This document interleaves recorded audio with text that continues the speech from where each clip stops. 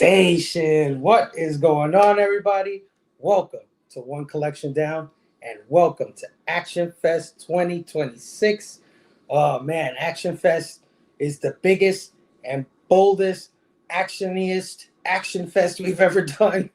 It's with 4 channels, man. We got Matt's Heroes for Hire Comic Club. We got Metal Elf Collectibles, Pop Culture Philosophers, and of course, your boy, One Collection Down. And tonight we're making our debut into Action Fest with Speed.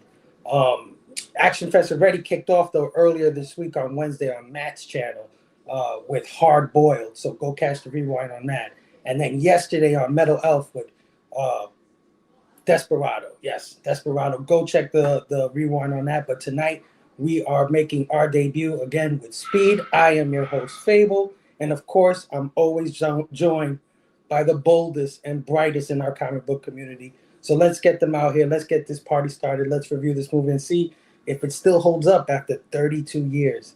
My God, 32 years. That's fucking crazy. First up, I want to bring out the creator of Action Fest, my brother, the one and only Rocket Robbie Billups. Station and a pop boom, dude. Super excited to be making my debut in the most expansive and most explosive Action Fest lineup forever. You know, it's not usually the case where there's already 3 Action Fest shows that have been done before PCP makes an appearance. So I had to come on tonight to talk about Speed, dude. I haven't seen this movie in decades, and I'm glad that I have finally taken care of that mistake. Happy to be here. Oh, dude. Hell yeah. Thanks for coming by. I feel the same way, man. I told John before, I said 30 years. I haven't seen this movie in 30 years. That's freaking crazy. I remember loving this movie, though, back in the days. But we'll talk about it. Let's bring out our next panelist, man. My homie, man. I'm so glad he got to join us tonight. Always love when he joins us for films. I'm talking about my brother, John's Comics with Friends. Station, guys. Yes, this is a great way to kick it off here on your channel. This is an action movie par excellence, one of my faves. I saw this in the theater, and I'm very, very excited to get into the little details. Oh yeah. I'm glad you could make it, man. We had to do a little switcheroo. John was supposed to be on John Wick at the end of Action Fest, but you know, scheduling being what it is, he jumped to this one. I appreciate the flexibility, man. I appreciate it. But it worked out, man. It worked out. I'm so happy you're on this one. So yeah. Oh yeah. All right, let's bring out our next panelist, man. One of my homies in movie reviewing, man. I love doing movie reviews with this dude. He always picks some of the most obscure, foreign, subtitled, crazy movies. And I'm always like, damn it, I gotta watch this because I know it's probably gonna be good. And he's always right. I'm talking about my brother Joe Corrallo. Hey, Station, everybody. It's Joe. I'm here. Oh, Joe, I'm so glad you can make it, man. I love when you I'm excited to talk about this one. Oh yeah. All right, let's bring out my other panelist, my sister from another mister, and co-host of the Absolute Blame Fable Show. I'm talking about the one and only Sabrina Coffee Monster. Hey. How are you guys? Good. How's it going? Good. I'm excited. Just like you guys, this movie is like top tier for me for sure. Definitely big part owed to, the man, 100%. Keanu Reeves, I heard that. Hey, man, a lot of us had crushes on him and Sandra Bullock. Believe that. Yes. I mean, she looks good in this film, though. I'm remembering that, too. I loved her growing up, too. I always watched all her movies, so. 100%. Well, thank you for joining us, as always, sis. I always love having you.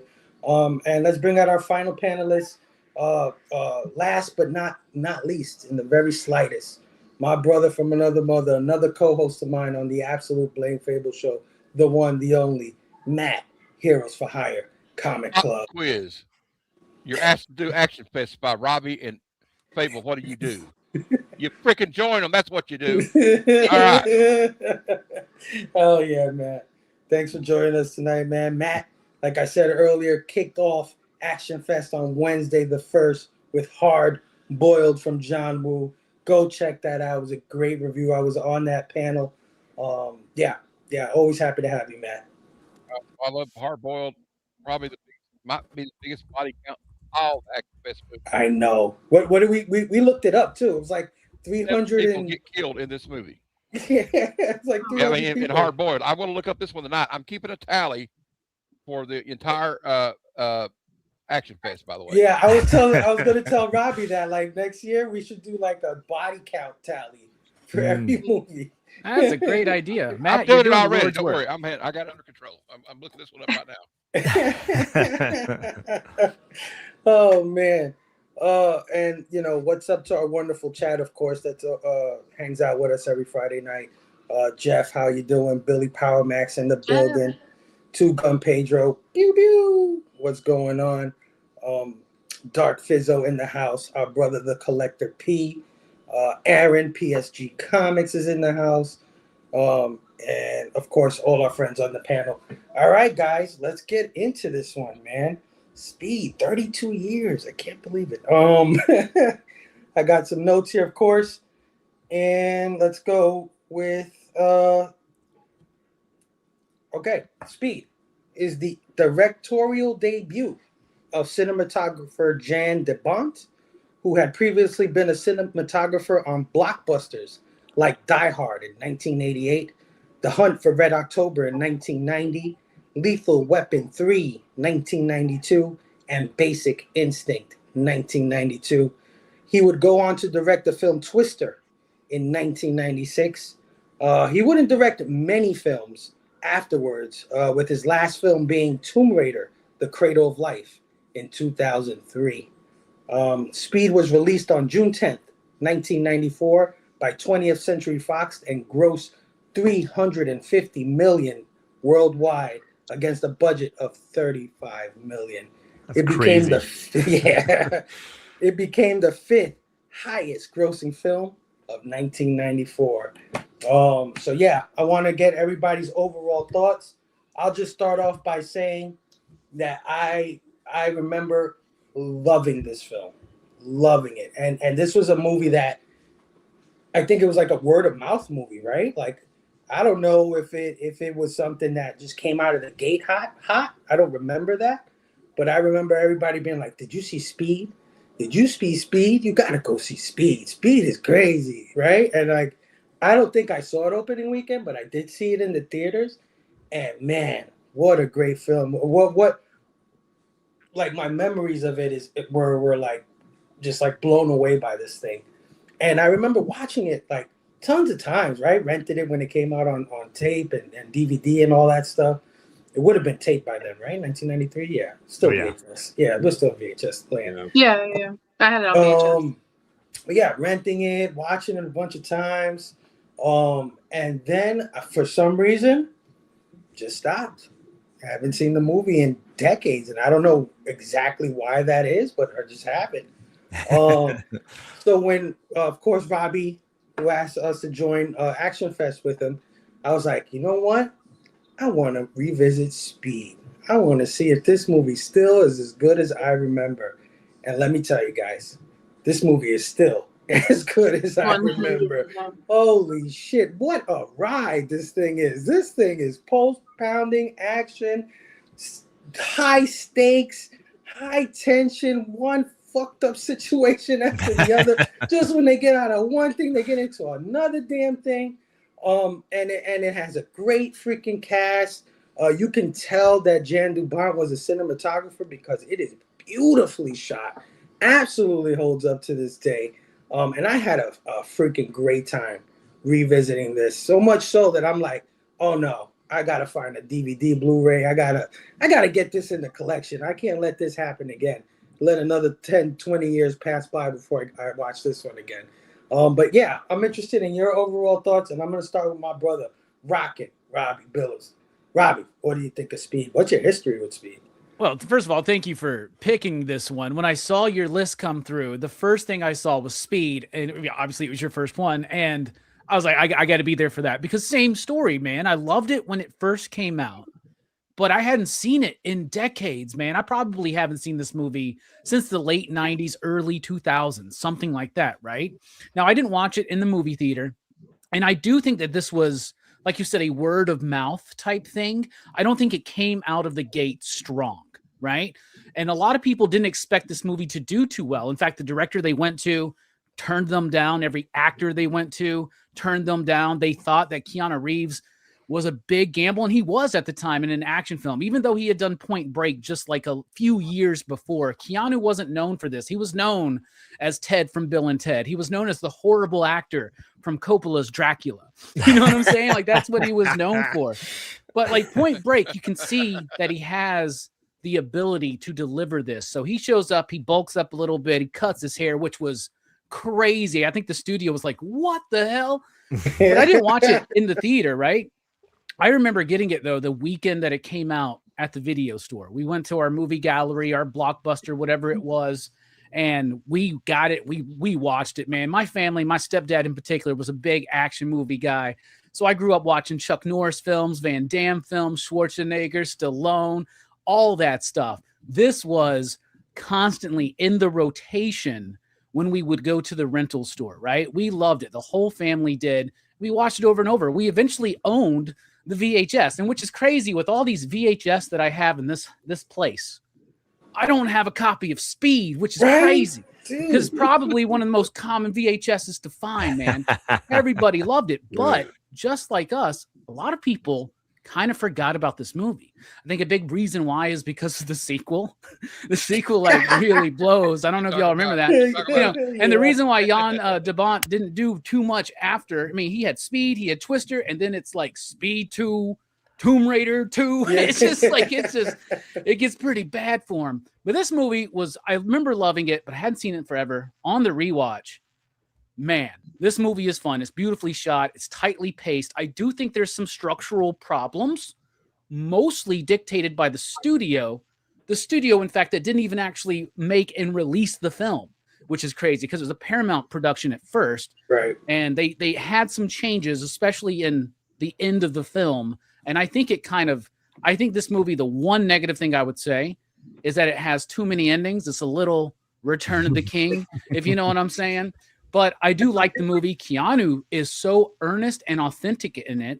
And Sandra Bullock is cute and charming. And a lot of the people that make up the passengers on the bus, I didn't fully remember how much life those characters give this film. So I love the way this film holds up. And honestly, got to get the Blu-ray, got to get the 4K, needs to be in the collection. Yeah, 100%. I can see what you're saying, definitely. It definitely takes a Speed 2 in Speed 1 and being like, this is part 2. Now we're going to do it on a train. But I still loved it. I kind of even loved the way it just train busts out in the middle of the city. They kiss, credits roll, man. That's it. You don't need any more than that. That's where it originally ended, actually. And they were like, the studio literally told them, they were like, we're on the bus too much in the movie. Fucking studios. So they're like, all right, so they added the train sequence. But it's a perfect ending with them like flying out of the bottom of the bus on the little sled or whatever, you know, and then they embrace and kiss finally, man. And dude, I forget how hot Sandra Bullock was back in those days. Yeah. Oh my goodness. This and Demolition Man. I remember all my friends loving her. And at the time, I didn't tell anybody too much, but I was like, this Keanu guy, though, he's pretty hot. He's all right. Dude.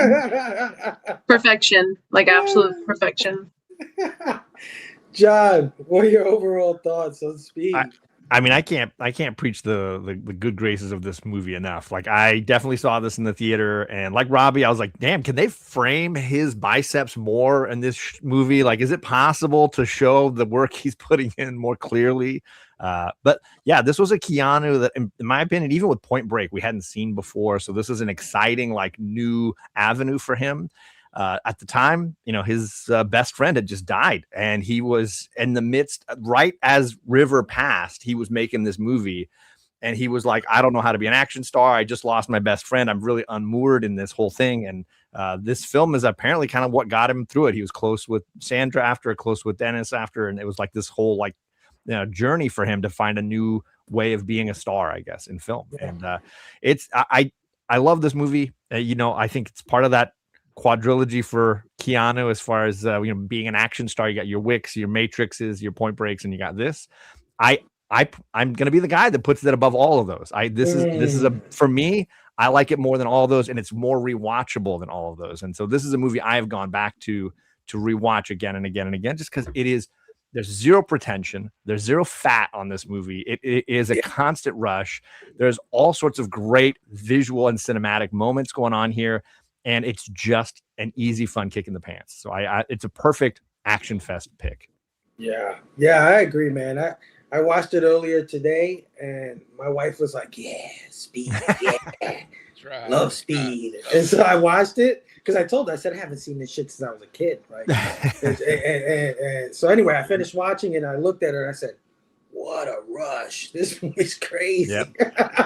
Get that speed, mainline that speed, baby. Perfectly made movie. You looked at Mrs. Fable and were like, "Whoa."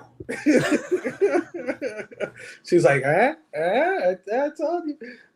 Joe, what are your overall thoughts on Speed? So yeah, no, it's a very fun movie, but I mean, some of the logic in the movie, and again, that's not what we're here for, is like takes it a little too far at times. Like they went out of their way to make sure that bus crashed into a plane on the runway. It's like, get the fuck out of here. I was thinking the same thing, Joe, when I watched it today. All this shit going on, like, right? All this shit going on around that airport for like hours, right? And they're still just like, move the plane this way, everybody. Yeah, like there are moments like that were clearly like, fuck it, let's go for the spectacle. Yeah. And like, I understand, but like that was like, you guys are really pushing it with that one scene. That was really rough. And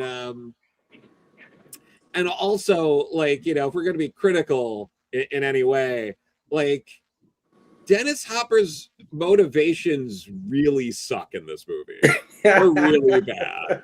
Like they couldn't have even, like, it would have been so like the thing that's annoying about it is it's like shitty and they didn't give a fuck. It was one of those things where it really felt like they're like, you're a dumb fucking pig, eat your slop moment in the movie.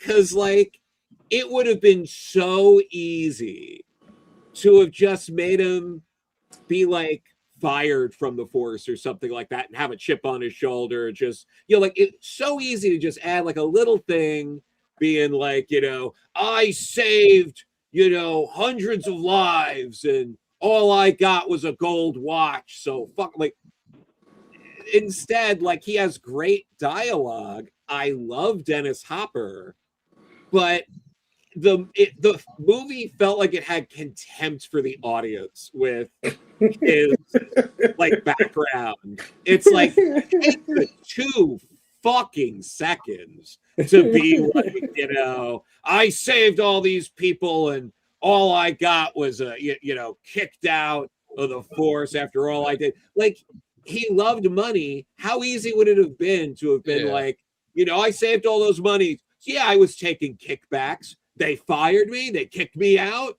All I took was, a little off the top for saving hundreds of lives. Well, fuck, like that would so easy.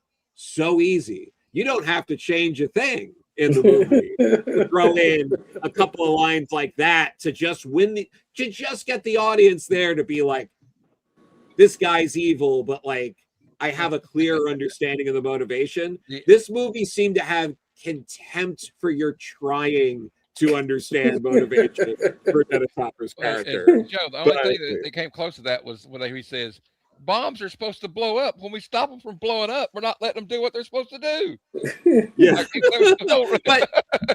But that's the kind of thing where it's like, if you're going with these purely crazy, like we needed a few more lines like that. Go for he's totally out of his fucking mind. Like but like if he's that crazy, why would he even care about money? Like it's just a muddled, messy character who's carried by a strong performance and dialogue from Dennis Hopper, but the formation of the character is so careless.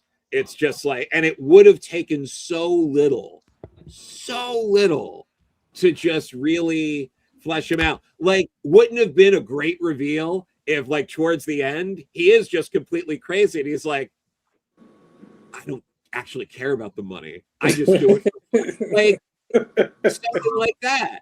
Like, and then it's like, oh shit, like that would have been good. But the movie just, and maybe it was studio interference that muddied the character or whatever. Yeah. But like, I don't know. I don't think it needed it. I don't think it needed it, because I can watch it and say, like, he clearly doesn't give a fuck about the money. Look at his plan. The bus could have blown up it runs into traffic and the bus blows up. He clearly doesn't give a fuck about the money. Called a screenplay, and you write things in the screenplay. At some point, you're just character. Wouldn't you argue that, like, at some point you're talking down to the audience to give him that exposition? Like, it's there on the screen. I feel like it's there on the screen.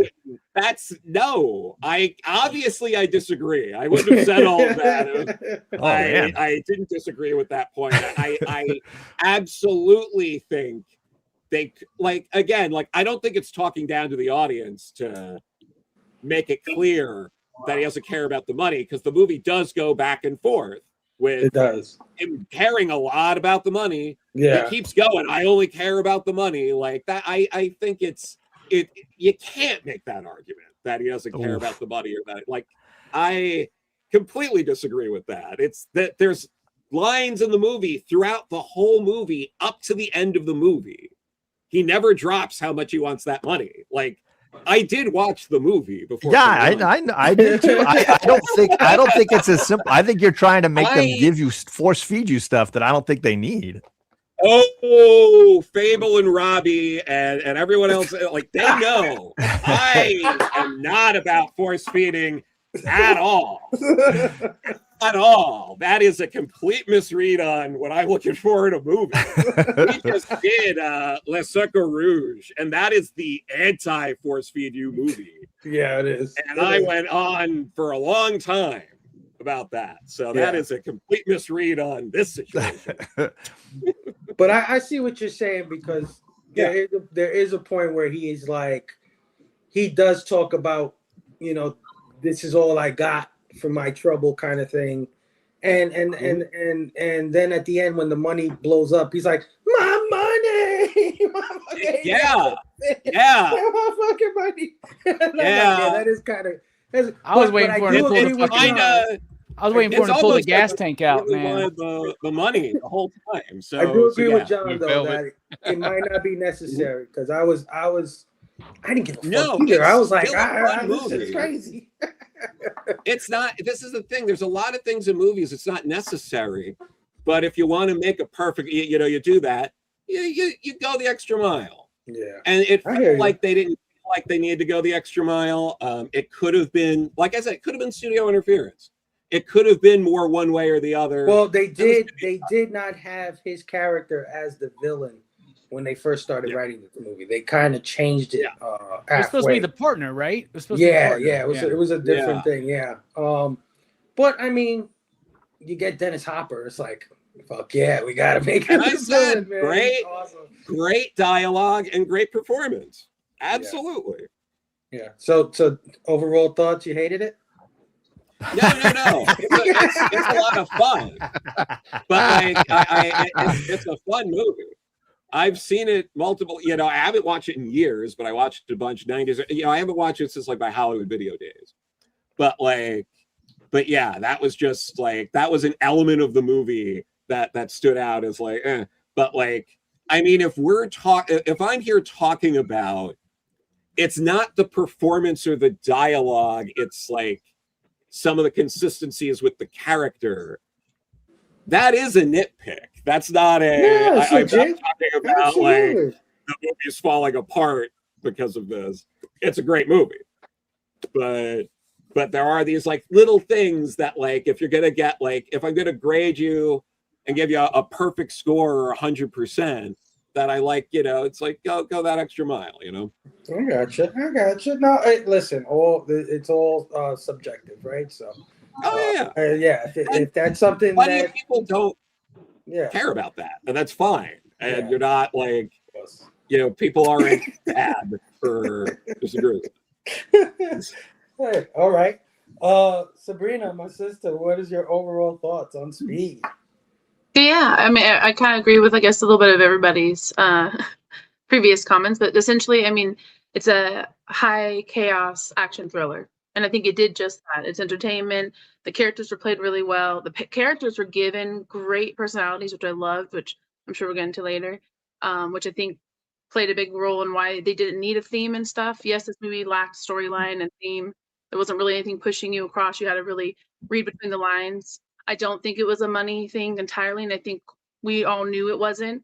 And I think he wanted the other side to get that and pull it out of him, you know, kind of baby it out of him. But I love that they didn't, because back then, you know, people weren't so sensitive. And this is all pre, you know, CGI. So everything was done so organically or naturally, which is super cool, because the movie keeps you going, right? Like, it's the hook and release, hook you, release you, hook you, you know, but you don't get frustrated because of the atmosphere. The environment's great. They keep you moving. There's a literal clock on most of the movie. And this is a tactic that a lot of directors will try to use. Not all do it well. They do it really well in this movie. And so there's a lot of things they do so well that I don't think they need a theme and a storyline, because there's still so much attraction in the movie between the characters. There's romance, there's, you know, thrill, there's friendship, there, you know, mentorship. There's everything. And then there's also loss and stuff. But again, they don't play to it a lot. So there's not a lot of emotions and sensitivities and stuff. And personally, I love that, you know, because I don't like all that. There's no time to dwell on anything, because you don't get stuck. And you're moving because you got to keep, because there's a clock. And like in most of the movie, there's a clock. So I don't know. I think it did what it needed to do. And I think they placed the characters really well. It's cool to hear from John the background of the characters, because y'all know me, I'm more just watching. And I get enveloped into the characters. He's not Keanu, he's Jack, you know, but either way, it's still really cool, you know, to hear about that stuff, because if that was the case, they got lucky then, because again, it's the characters, every single one, you know, even down to Ortiz, to the shooter, what was it, Ray, you know, everybody was played so well. Old lady on the bus, can't remember her name, who's like frantic the whole time, hated her, but you know, whatever, she's there. You have to hate somebody, right? You didn't have to hate her for long, though. I don't think they give him a great background, but again, he was more annoying, which was also cool too, because not all villains are dope, you know. So I guess overall, I love it. And just like you guys, it's been a while. I mean, I was a baby when it came out, so definitely didn't see it when it came out because I was 4. But I saw it on VHS because I was a big movie buff. So all the VHSs and DVDs in the house, I was watching them. And then Blockbuster, Hollywood, you know, so I would rent it, and, you know, all the different, because I think it came out finally on DVD and it was even better, you know, and then all the background stuff. So it was a very good movie for entertainment purposes. Right. Yeah. Yeah, no, most definitely. You're right. There are the moments there. There are the character moments, but it's just it has to move along, and that's part of it, right? Like, we can't dwell. We have to keep going, and I think that's part of what makes this movie pulse pounding or high tension. But Matt, what are your overall thoughts on Speed?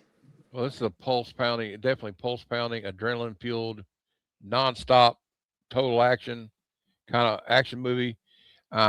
This movie is I think is a lot of these movies like this that came after Die Hard responded from Die Hard. Hey, we're going to do a movie, but it's going to be Die Hard, but they're going to be on a bus. It's Die Hard, but we're going to be on a cruise ship, you know, or we're going to be on a train, you know, or whatever. We're going to Armageddon, Die Hard in space, basically. But like, what I like about it was like if Point Break kind of introduced Keanu as an action hero, Speed cemented him as an action star. Yes. Action superstar. You know, later on, the 90s was a great a great decade for Keanu. Of course, like John said, he just lost his best friend, which is that. I mean, you know, I didn't even know River Phoenix. That broke my heart, but I loved his films. But anyway, what I'm trying to say about this one, in the casting, you got the guy that plays his boss. I remember he was in, I think, Terminator 2, Full Metal Jacket. Yeah, Joe Morton. Joe Morton, that's right, Joe Morton. He's dope. I like him.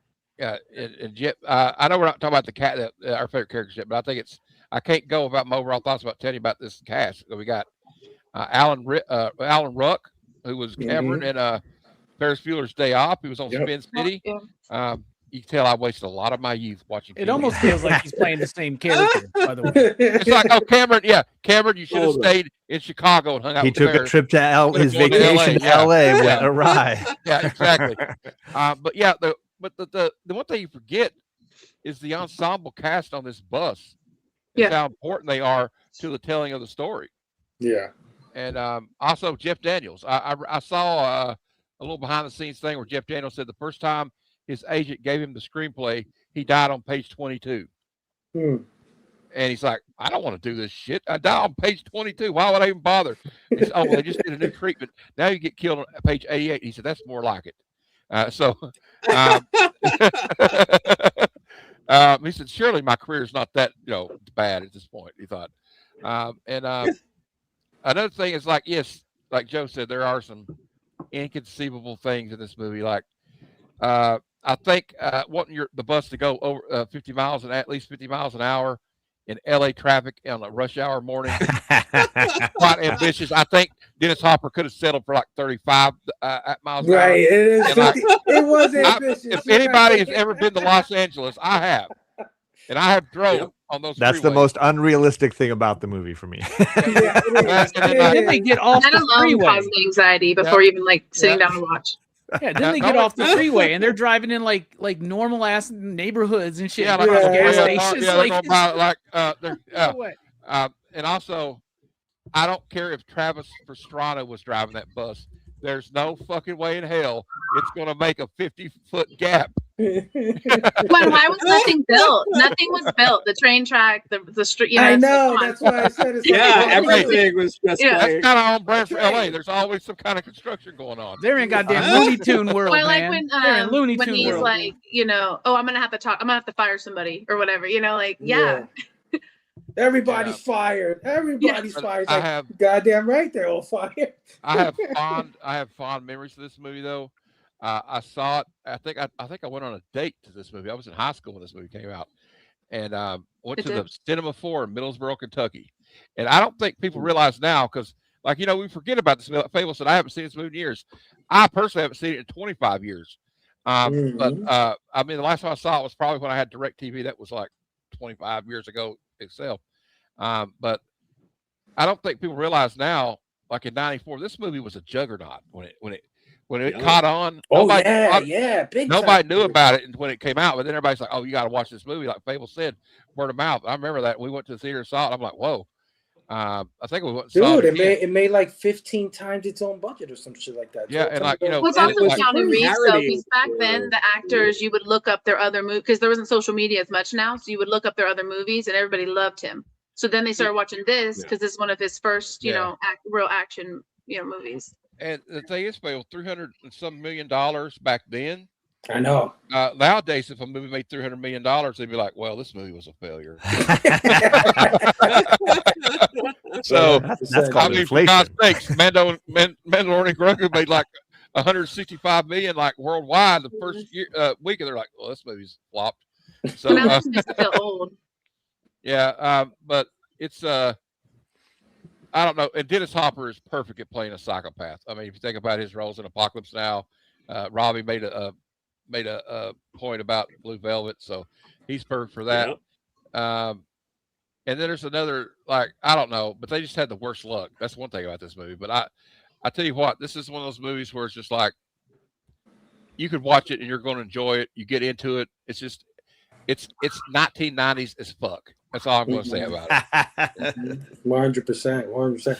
I like what you said about Keanu Reeves too, because I remember back then distinctly feeling like, oh, this is the dumb guy from Bill and Ted. Yeah. This is the idiot from Bill and Ted. He's the dumb one. Yeah, he's the idiot. They're both pretty dumb, but yeah. And I love Bill and Ted, right? And I didn't see Point Break, I don't think, at this time. For some reason, it passed me by. But then when I saw this, I said, oh, fuck, he's a badass, dude. Yeah. A badass. Yeah. What? Yeah. No more Bill and Ted for this guy. It's over. But yeah, you talked about a bunch of great characters in this movie. Of course, I like to highlight favorite performances. We like to highlight favorite performances. I'm sorry for talking about it. I didn't go into depth about it. No, brother. I was actually segueing right into you. What is a character or performance that you'd like to highlight? Oh, so it's back on me. All right, back on you. I kind of think one of the most relatable characters is Jeff Daniels' character. Like he's I don't know, he's kind of like Keanu kind of gets him in these situations the whole movie. Like, dude, are you trying to get this guy killed? But he's like his partner, and I kind of feel like I hate it for him because he does such a good job of the movie that you really like. I didn't really care if that old lady, that lady, when that didn't bother me that much, but like when he died, you're like, you kind of feel it, right? Like, I don't know, just kind of like, man, did they have to kill him off? Because it's like, but I don't know. I just really liked him. I don't know what else I could say about it, but like, I really liked his character in it. I was going to pick Dennis Hopper, but I guess I got nervous and picked the wrong one. But I will say this about Stealing by Thunder: Dennis Hopper's awesome. I miss Dennis Hopper. But Jeff Daniels is a good character because he's kind of like an omen to Keanu Reeves' character, right? Keanu Reeves is kind of like reckless, and he's letting them know, listen, you got to calm that shit down. And the thing about Jeff Daniels is, he's a great actor. I mean, this is like he hadn't had that many roles that you really knew about at this time, but like he was in, and he's so versatile. Like Dumb and Dumber, he can play a complete idiot like a Dumb and Dumber, or he could be in an action movie like this, and he could do like great stuff like drama. Like I don't know if anybody remembers the show The Network. Yeah, he did where he's the news anchor. It's a really brilliant show. I love the sequence with him in the bar in this when he's like totally drunk because clearly he's having some PSD moments here. Yeah. Like I nearly died, I nearly blew up, I was shot. He's got a great line too where he says, "I'm gonna go home and have sex," and the guy says, "No, you're gonna go home." Keanu says, "You're gonna go home and throw up." He goes, "Yep, and that'll be fun too." It's a great scene for him. Yeah. I also love the scene when he walks into the house and he trips whatever alarm for the bomb. And right in his eyes, you can tell. Interesting. You know what? You know what? I saw that when I was watching that thing. I told you about the behind the scenes. Jeff Daniels talks about that. He says, "I didn't know how to play it because I'm not saying I don't have any dialogue, and I'm supposed to like have this look on my face like I'm doomed." He bumped into Roy Scheider, famous from Jaws, and he said that I don't know what to do. And he says, "You remember when I was in Jaws?" And the shark pops out of the water. He was asking about it. He said, and you got this great reaction on your face when the shark comes up. You say, before you say, "We're going to need a bigger boat." You don't say a word, And he said, you say it all of your eyes. He says, well, what I did was, he told Jeff Daniels, I kind of had my cheeks up like this a little bit, like you know what I mean, like towards my eyes. And then when I saw the shark pops up, I go like this, and my cheeks go back down. He says, and that's what worked. He says, I did the same thing. When I look at the thermostat and I see that it's ticking down, and that, great depth scene. No, that was or when he's hung over the next day answering the phone, he's like, if you're calling in sick, this is bullshit because I'm here. He's like, he feels so lived in this character, right? And Jeff Daniels breaks the case open. He discovers the gold. He thinks about the gold watch, and he discovers that, like, oh, this is a gold watch they give people for retired from police officers. Yeah, definitely. Great. I think Jeff Daniels great pick. Great pick, man. Yeah. Sabrina. I like to choose one not so obvious. I'll stick with that, even though it'd be real easy just to take Jack. But I won't.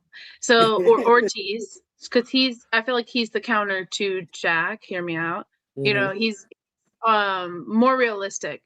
He's there. He's support. He's the one who gets in the tussle. With what's that one kid? Ray, right? The one with the gun. But like overall, he's the most realistic. I like the comments he makes, the commentary and stuff, and he's there the whole time, right? And then he also is familiar. There's the community because a lot of them on the bus already knew each other. But he is like, oh, he's leaving. He's not coming back. Jack's not coming back. Or he's like, I wouldn't if I was him, right? Or he's like thinking like, oh, I would want to. He's realistic, because that's real life. Not everybody is going to do all those things. It's not realistic, So I feel like he's the more realistic version of it. And then at the end, he's there consistently all the way through to the end and stays the same. But he's very supportive role for them as well, though. So he pulls Jack out from under the bus at that one spot. He's like, he's the one that is strong enough to pull the. I mean, Keanu Reeves has got to weigh at least 220 in this movie. He's pulling this guy up by himself out from under a bus. Yeah, that's why I'm like, he's got a good heart, you know, because like you also, you could be strong, but you also have to want to do that, and he wanted to save him, you know, so it's like he's a good guy, but he's not gonna give it to you easy. He's also like, fuck you guys. You know, I like that. Yeah, I like what you said about him being a realist, because he has a good line that supports that when he tells the guy, once he starts panicking, like, I don't want to die here, I don't want to die here. He was like, shut up, man. He was like, I got family too, you know. He's like, we're gonna die. You gotta cry about it, like, right? Yeah, quit we're all gonna die. So shut the fuck up and just die. Then that one guy's like, "Wait, am I worthy of dying because I ain't got a wife and kids? Come on, man." Yeah. No, that's a good choice, and I remember him most from Blood In, Blood Out. I don't know if you guys have ever seen that. Yes. I love him in that movie. Great choice, Sabrina. All right, Joe, character or performance you want to highlight? I gotta go with Annie, Sandra Bullock's character, for a lot of reasons, because like when I was going to a couple of things I felt were like maybe a little underbaked in the movie, they did above and beyond with Sandra Bullock in this movie. Annie, she treated and respectfully. She does a lot to move the plot forward.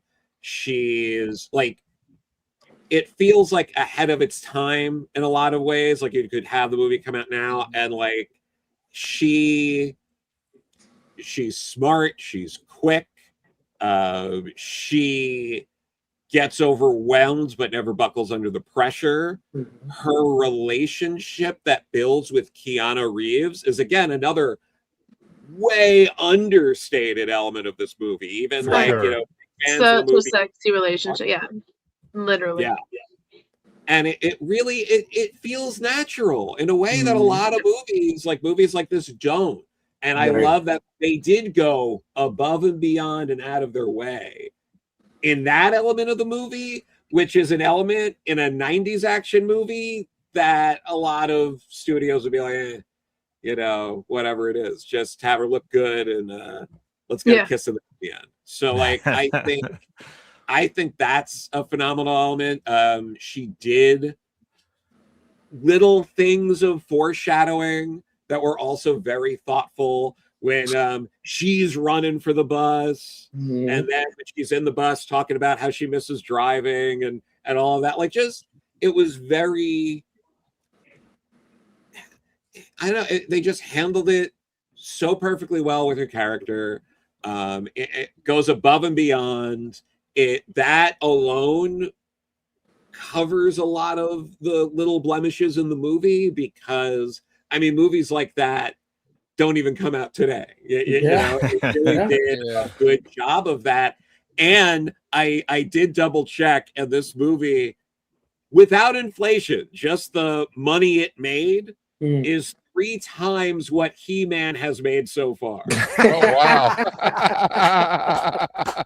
Holy shit. Damn. Oh no, that's a great choice, Joe.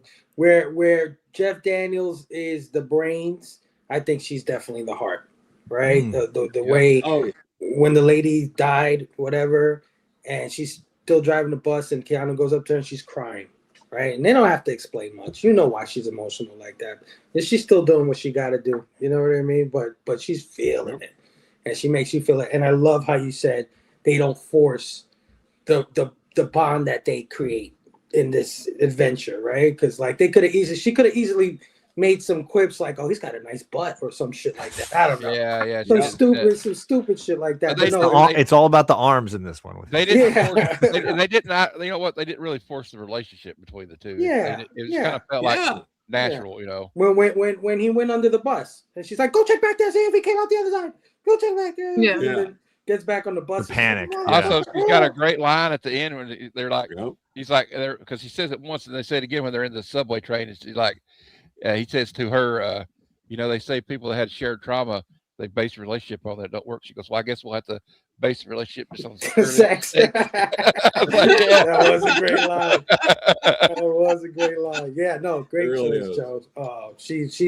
she's fantastic in this movie, and it's She's obvious. perfect, yeah. It's obvious that her career trajectory could only go up after this one. Well, both of them. This movie was like a landmark film for both of their careers. Yeah, absolutely. Oh, yeah. John, any characters or performance you want to highlight? I mean, there's some big ones left unsaid at this point, but I'm going to go like the rest of the panel with some maybe utilized performance. Gang, I love every frame that Glenn Plummer has in this movie. So Glenn is the guy who has the Jaguar that he steals and trashes. Every expression from Glenn Plummer is phenomenal. If you haven't seen Glenn Plummer, he's been in a ton of movies. Bunch of stuff. I mean, like the Substitute, South Central, South Colors, Central. Showgirls. I mean, the guy is in a ton of stuff. But I love the bit when Keanu asked him, like, I'm going to take your phone. He's like, take the phone, man. He's like, you just trashed my Jaguar. His delivery is so great. He crashes into the big water jugs and he's soaked and he's just like dripping. He's got so many. He can't spell bomb. He's like, spell bomb. The whole thing is like he takes a really small little role and just it's perfection. Every single frame with him is perfection. So for me it's the best example of having a cameo and turning it into something very memorable. And he does a great job with adding something that the movie needed in that moment. So 100%. I love Glenn Plummer in this. He is fantastic. I do love South Central. Oh my god, damn. But it's funny because Robbie did Showgirls, but he did it for like Bad Movie Month, right? He's not wrong.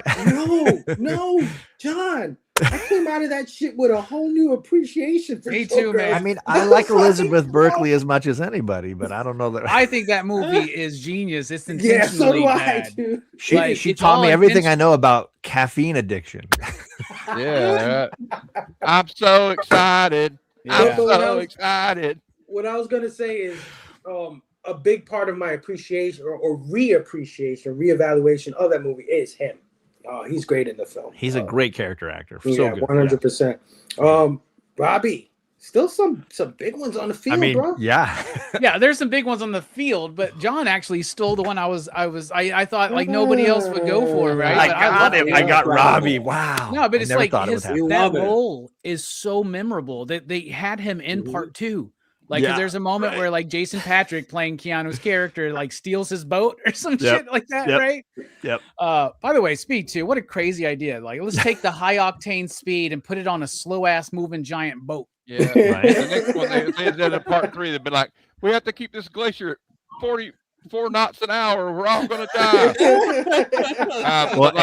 If you can't get crazier than Dennis Hopper, why don't you get Willem Dafoe? Oh, and talk about a movie killing a franchise out completely. No hope of another movie ever coming out. 100%.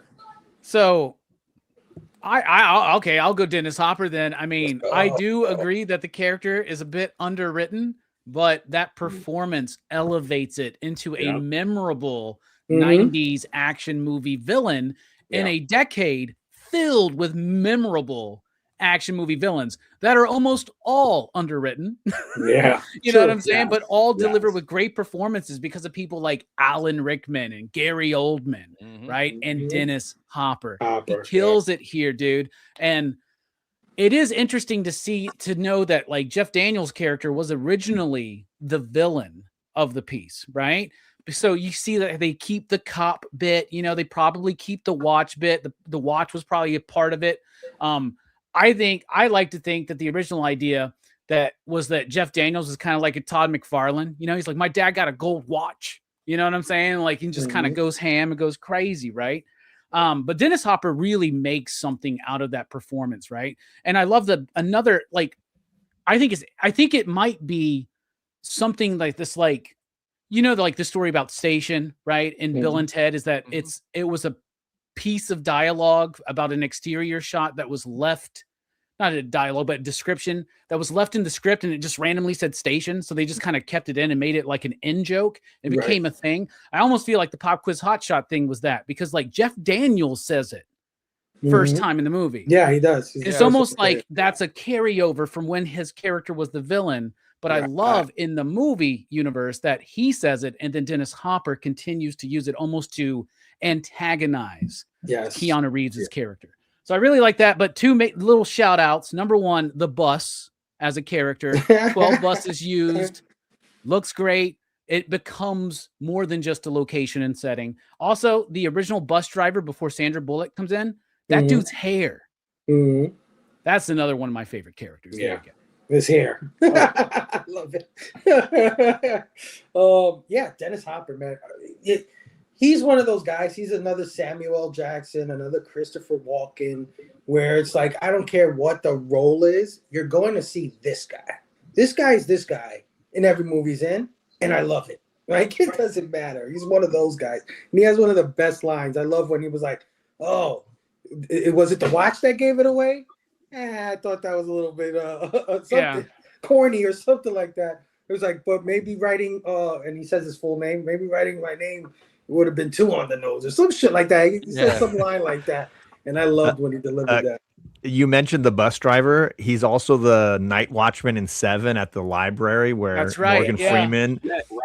He's one of those guys that just exudes some level of authority. I think you feel like, he belongs doing the gig that he's doing. But I think of him in these two movies, and it's almost like the same guy. He's moved from being a bus driver after this trauma to working in a library, which is a little slower speed. Yeah. This is all in the Ferris Bueller, John Hughes universe, right? Let's go. Definitely is. Incredible. All right, well, I'm gonna go with Keanu Reeves, man.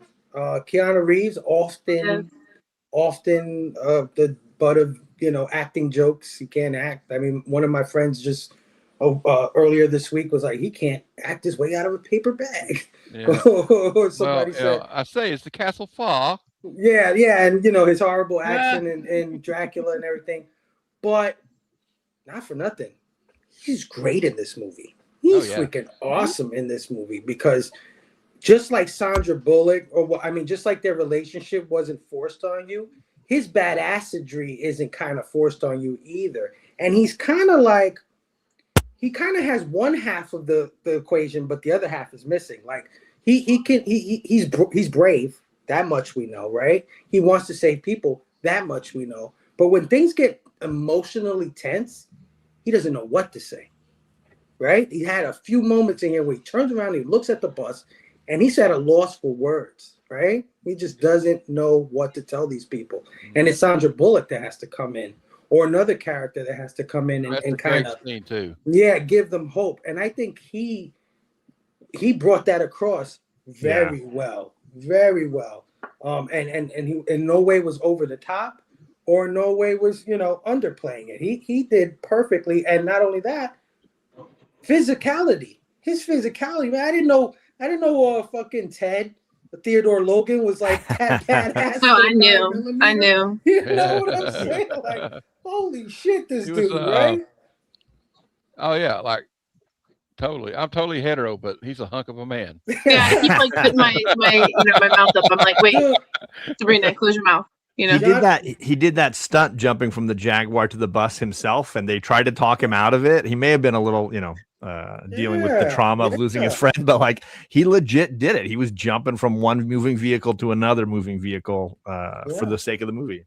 And he managed to convince all of Hollywood and all the fans that he can do this kind of movie. Like he's no Speed, no Matrix. Yeah, exactly. So you got to give it up to Keanu. No John Wick about this. No John Wick franchise about this movie. Yeah, I mentioned to Matt backstage earlier today that I feel like there's two things that make like a movie star successful, and they can have different degrees of success in either one of these categories, but obviously talent as an actor is one, which we can agree maybe Keanu Reeves doesn't necessarily have. But I think the other thing is choosing projects where they fit. Choosing projects where they are going to then be able to add something to it, right? And Kevin Costner, Keanu Reeves maybe don't have as much talent as an actor, but they're good at choosing projects where they fit and where they can provide something.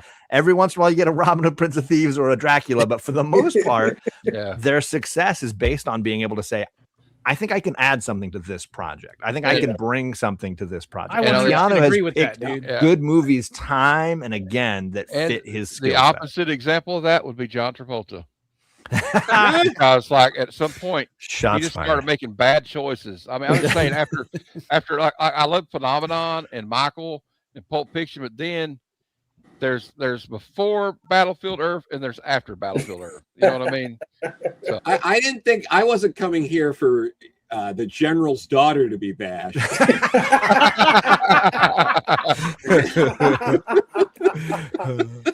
Two other actors I think that are really great and their careers are based on making great decisions on their roles, like Brad Pitt, Johnny Depp, right? Like these are performers who they choose the right roles. Very rarely do they pick a movie where they don't fit. Yeah. 100%. All right, guys, let's move on to style and structure. This is where we highlight the technical aspects of the film, including direction, cinematography, music, special effects, editing, etc. You know, whatever you thought was what did you think about the technical aspects of the film? Before we get into that, I just wanted to read off a couple of my notes about the production of this movie, which some of you already said during the stream. Paramount Pictures originally was going to release Speed, but passed on the project, believing audiences wouldn't want to watch a film set almost entirely on a bus, which is fucking crazy. Stephen Baldwin was initially offered the role of Jack Traven, but declined. Big mistake, Stephen. Big mistake. The character Annie was first offered to Halle Berry, which is crazy. I mean, I could see that. She says she regrets not taking that. I will rock. You talk about Pop Quiz Hotshot. Well, Joss Whedon was brought in a week before filming began to rework the dialogue and improve the script, and he's the guy who added Pop Quiz Hotshot to the script. Apparently, he added a lot to the movie and to the character of, is it Jack, right? Mm-hmm. So Joss Whedon, man, doing his thing since back in the days. The director Jan de Bont used an 80-foot model of a 50-story elevator shaft for the film's opening sequence, which is freaking amazing. That sequence too. We don't talk about that, but that sequence is fun. Can we all agree though that original title, the title that's in the film, sucks?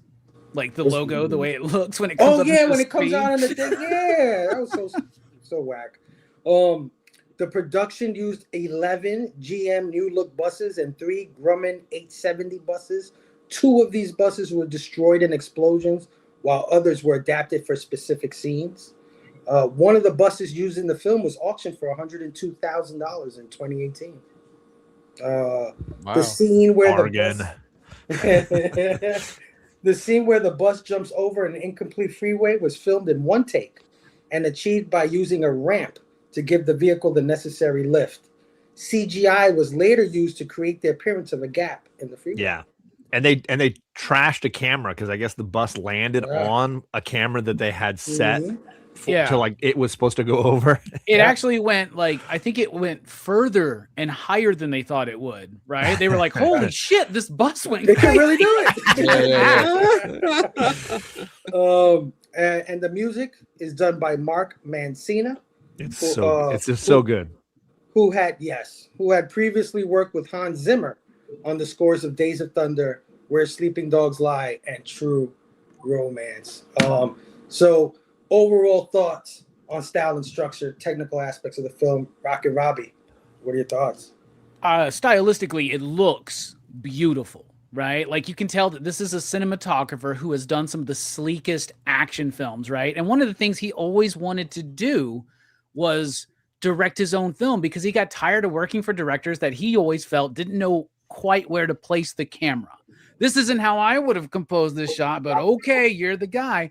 And big props to John McTiernan, right, who was offered this and said, no, but my cinematographer wants to direct.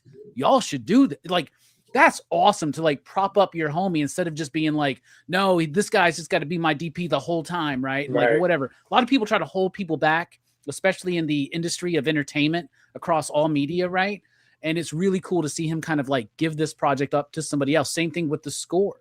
You see that, right? Like Hans Zimmer's teaching these people what to do, right? And I know that we give a lot of credit to action movie scores to Hans Zimmer, and rightly so, but action movie scores post Speed are totally based on this action score. Like totally. Like when you watch this Mancina, when you hear this Mancina score, you're like, oh, this just sounds like every action movie from the 90s and early 2000s. Well, yes, because they're all aping this, right? It was originally supposed to be Michael Kamen, and I think it's like very good that it was actually Mancina, right? So I think the music's good.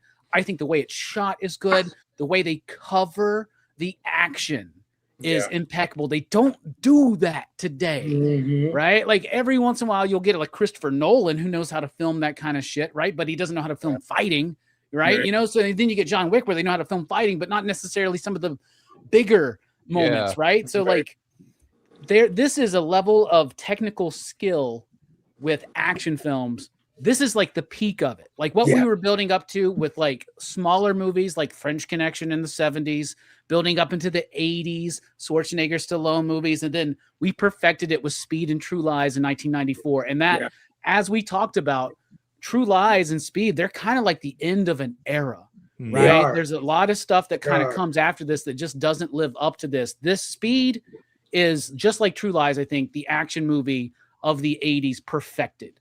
Right. And that's the peak of it. Structure wise, though, I do think the tacked on extra endings slow it down a little bit. When we get off the bus and we resolve that, a lot of tension leaves and it's hard to build that back up. Even with the train stuff, as great as it is, as great as that stunt is when it comes out of the fucking when it's just plowing through the tunnels and it comes out into the street, like it's crazy, but it goes into the point of absurdity. Because even the characters have to go, you're not going to believe this. This track ends. We're doing the same bit, bro. Like we're just rerunning. We're going to speed up. Yes, exactly. So I don't know, man. That's the only real ding I have with the movie structurally. But otherwise, I think stylistically, it's a masterpiece. Yeah, I agree with you 100% on that, man. Like that you feel everything, if that makes sense, right? When that elevator drops and they're taking the people out of it and it just drops a little more, and you're screaming at that last woman, like, move, get the fuck out of there, what's wrong with you? Like, come on. Exactly. Like, when he's under the car and that little car he's in and he's like barely hitting the tires and shit like that, you just feel all of that shit. And you're right, there's a not only a technical mastery, I guess, with cinematography, which is what he's a master of, but also editing. Right, we gotta give it up to that. But anyway, I think it won an Academy Award for editing. I think it won an Academy Award for editing. It did win an Academy sound editing, I think. But yeah. But John, any technical aspects? I mean, style and structure. 100% on the technical side. This movie is so tight, and I think Robbie hit a home run on exactly the same things I was going to say. But my thing that I noticed on this rewatch was what they often call like second unit photography. So like for like Lord of the Rings, they had like 7 units shooting at all times, which means Peter Jackson can't be there to do all of that stuff. And I think it's the same with most big budget action films. What I noticed on this one was the amount of like consistency between the main shots where you got your celebrities and the second unit stuff where maybe you're having a close-up of this piece or that thing moving. It makes such a fluid editing process when you have the technical skill to have your second unit photography and your stunt photography be so spot on. Lighting, framing, angles, it all is so fluid. And you know that Jan can't be there to direct all of these things because he's got to do this huge production, and the second unit is it's seamless. It is absolutely seamless throughout and makes for this suspension of disbelief where you're able to be in this bus and be like, yeah, keep that bus going, Sandra. We're gonna blow up if you don't do this, right? There are a couple moments you buy in. There's a couple of moments. There's a couple of wide shots where you can tell there's a dude driving that bus in a bus. Or when they're coming off the off ramp and the police car slows down in front of them, and you're like, that bus just went to 15 miles an hour. Like, there's no way that bus is going 50 right now. But like all the extreme close-ups, all of the the use of like that crane come crashing in for the elevator. There's a ton of skilled technicians gaining all of these shots without oversight, right? Jan's giving them the basic ideas, and then he's going to shoot Sandra Bullock in the afternoon, and they're trying to get all these little shots together, all these miniatures, that miniature train going up the track and crashing through. Like there's a ton of technicians doing this stuff, and they're all at the top of their game. It's phenomenal. There's a lot of matte painting in this too. There's just like a 3-dimensional matte painting as they're going up to the ramp, right? When they're, or not the ramp, but the interstate, when they're about to, like the freeway, when they're about to jump the gap, right? Like these are techniques that don't, I mean, since Lord of the Rings, we don't use these techniques anymore, which is crazy. And I think that's why we lose this like grounded in reality in action movies and blockbusters today.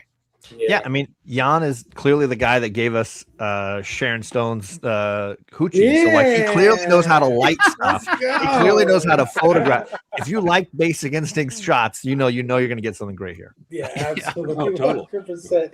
Joe, style and structure, any technical aspects you want to highlight? Sure. I mean, it's so tight. I think in terms of pure action movies, like I'm not counting stuff like Terminator 2, this is clearly the best action movie since Die Hard. I think that's pretty safe to say. It was influential from what it did. I mean, we reference Die Hard more now, but there were tons of speed references throughout all of the 90s. Yeah. And again, it's because of how the movie, the way it's done, the way it's edited, the way it's put together, it's stressful, but it's inviting. It's an inviting movie. Like you really like it. It really takes you in. You never feel like an outsider looking in. It really, the way it's shot, you're on that bus with everybody. You're in the police stations. They're trying to figure out everything. You're in Dennis Hopper's lair, like in a way that some action movies just are a little flatter, and it's just not as inviting with that. But this, it's a very inviting movie. I also think it's incredible how, again, like the Die Hard parallel, Die Hard 3 lifted a lot from Speed. Absolutely. Yeah. It was filmed entirely after Speed was released. This was heavily influenced. They were trying to like find the next big idea, and they was like, "We'll just piggyback off this." It's totally what they did. Yep. Mm-hmm. Absolutely. Yeah, 100%. Yeah, I agree 100%. I think this is a very influential movie, more than I ever probably gave it credit for. Honestly, until this rewatch, it totally makes sense.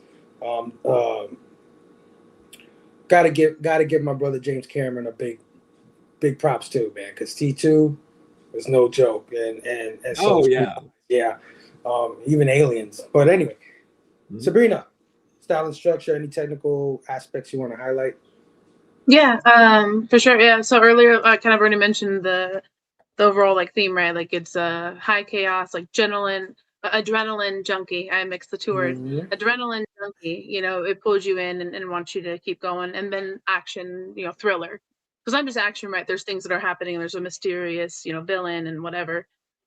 Because there is no like fluid storyline or like loud theme, right? There's some things like, Jack's character is very impulsive.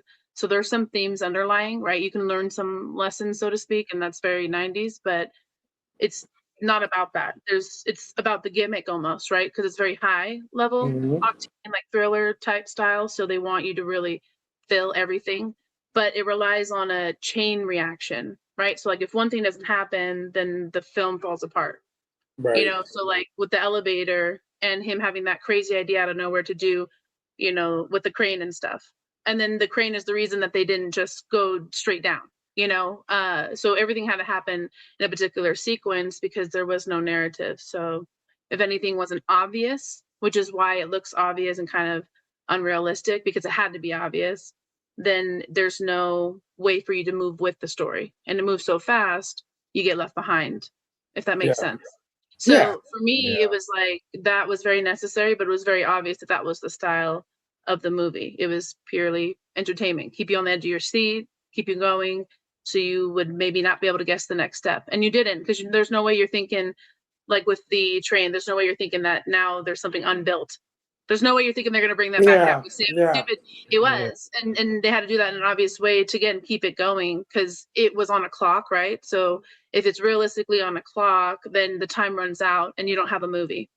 You have to have a certain amount of length, certain amount of, time for you to, one, get to know the characters, too, because this movie was driven by characters. So I don't know if that's really a style, but, overall, this film was created during a time when film was more of an art. Now it's very, graphic, AI, CGC. So action has a different rap now. I don't know about you guys, but I watch probably less and less of it sometimes just because I get amazed real easily. So I love all the different, bells and whistles. But this back then, this is art. Like this is when you went to school, you trained to learn this stuff.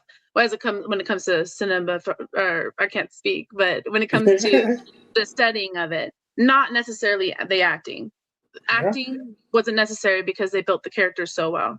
So this movie just needed to have good people and a good director, I feel like, at the end of the day. But to me, that was the style. It was very high driven, sit on the edge of your seat, keep going, get to know these characters, and that's it. No like big, lessons to learn or emotional twists and turns. They didn't make it too cheesy. Back then there's almost like, the two of them would have got it on by now and had a baby and been married. Like instead they just kissed at the end. Very demure, very classy for that time, I feel like too. So 100%. It definitely, every time something happened, it was like, oh fuck, you gotta be kidding me. Like every single thing. Like fucking guy when he comes into the bus and the guy comes out with the gun.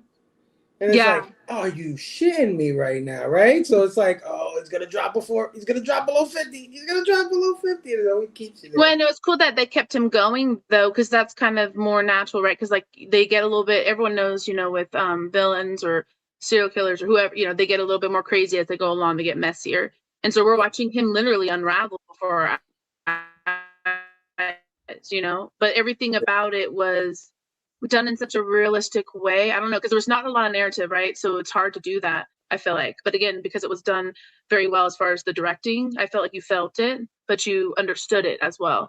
Because even at the end with Jack and Annie, and she's like, go, just leave. Like, just leave me here. And it wasn't like the whole Jack and it was like the Titanic. Like, Jack will never let you go. No, it was just literally like, go. And then he's like, no, I'm staying. And then she's like, okay, come here. It's like, isn't that whole like, no, just leave, in a whole fight or whatever. It's like, they're literally like, okay, let's see what happens. That was a really touching and then literally moment. They should have died. That was a really touching moment in the train there. Yeah. Oh, she puts the handcuffs over, like, but they didn't overdo it. It was realistic, Yeah, 100%. Matt, style and structure. But one thing about that, one last thing about that, the thing before the train. Why is he bringing Sandra Bullock to this crime scene where Dennis Hopper's going to be at? They just roll up in the ambulance. That's just unnecessary danger. Before I get started, I forgot to do this last time. Total body count for this film, it was 13 on-screen deaths. And Desperado was 49. Hardboiled 307. Hardboiled is going to be hard to beat. I think the only thing beating that would be Rambo 4, man, and that's not being covered on Action. Yeah, that's right. Anyway, like all this stuff, like this movie is like, okay, the pacing is great. Like the audience never gets a chance to really breathe. Once he starts trying to chase the bus down, we get that little lull after the elevator thing, but like not much. We get a little breather, but the rest of it, like you got to just keep up. And like great editing, like how they keep editing. Like I think Sabrina just said it with they keep showing you the speedometer. Yes. And they'll cut to like, oh, there's traffic coming up. And like that one scene is tense. They're like, Sandra Bullock just goes there, wipes out all those road signs, and she's going through. I just like the way they great angles and like maybe I don't know, maybe I'm being I'm exaggerating, but I think when that bus crashes into that plane, that had to be one of the biggest on-screen explosions I think I've ever seen. Yeah. They must have used all the pyro they had. They says, you know what? Let's just use all the pyro we got left for this. But like the thing is about Actionfest, we've had 3 movies where like some of the biggest explosions. There's a big explosion where they're walking away from Desperado hospital in Hard Boiled, and then I think that hit the plane was the biggest one out of all of them. Yeah, but It's the Chekhov's gun of the movie. You have to blow the freaking Gotta bus have- up at the end. You can't end the movie with them disarming that bomb. Yeah. It's got Yeah, to it was like a blow law up. back then. I'm pretty sure. Yeah, Yeah, like you I would get will say- fined. I will say this though, and I'm gonna make a pro wrestling reference. This movie had so many false finishes. It had more false finishes than an Undertaker Shawn Michaels WrestleMania match. You know what I mean? Like it's like so many kick outs. Unpredictable ending though. It worked. Yeah, it Y'all worked. thought it was done. Worked. You thought It it was worked. over, and then bam, encore. But also, I really think Dennis Hopper's death was very satisfying. And like Yes. also you get like Keanu's attempt to do an Arnold like one liner like he lost his head. Through the whole head. Yeah. Apparently, That the I loved script it. was filled with those kind of one-liners, and Joss Whedon came in, and Keanu was like, "We got to take these out." Sure. That's probably a good Yeah. idea. You know, yeah, that's a good idea. He Like, still has one though. Where he's like, what do he say? So you think I'm dumb or something like that? Or he's like, I'm taller. I'm taller. Some shit Yeah. like that. I'm taller. That's so taller. stupid. Yeah, but I love that. Yeah, because it played into his whole vibe. I loved it. I'm like, yes, you are. Yeah. But you get like you feel like also, even though the deaths are kind of sparse, I think the main bulk of the on-screen deaths is the where the SWAT team goes into his house.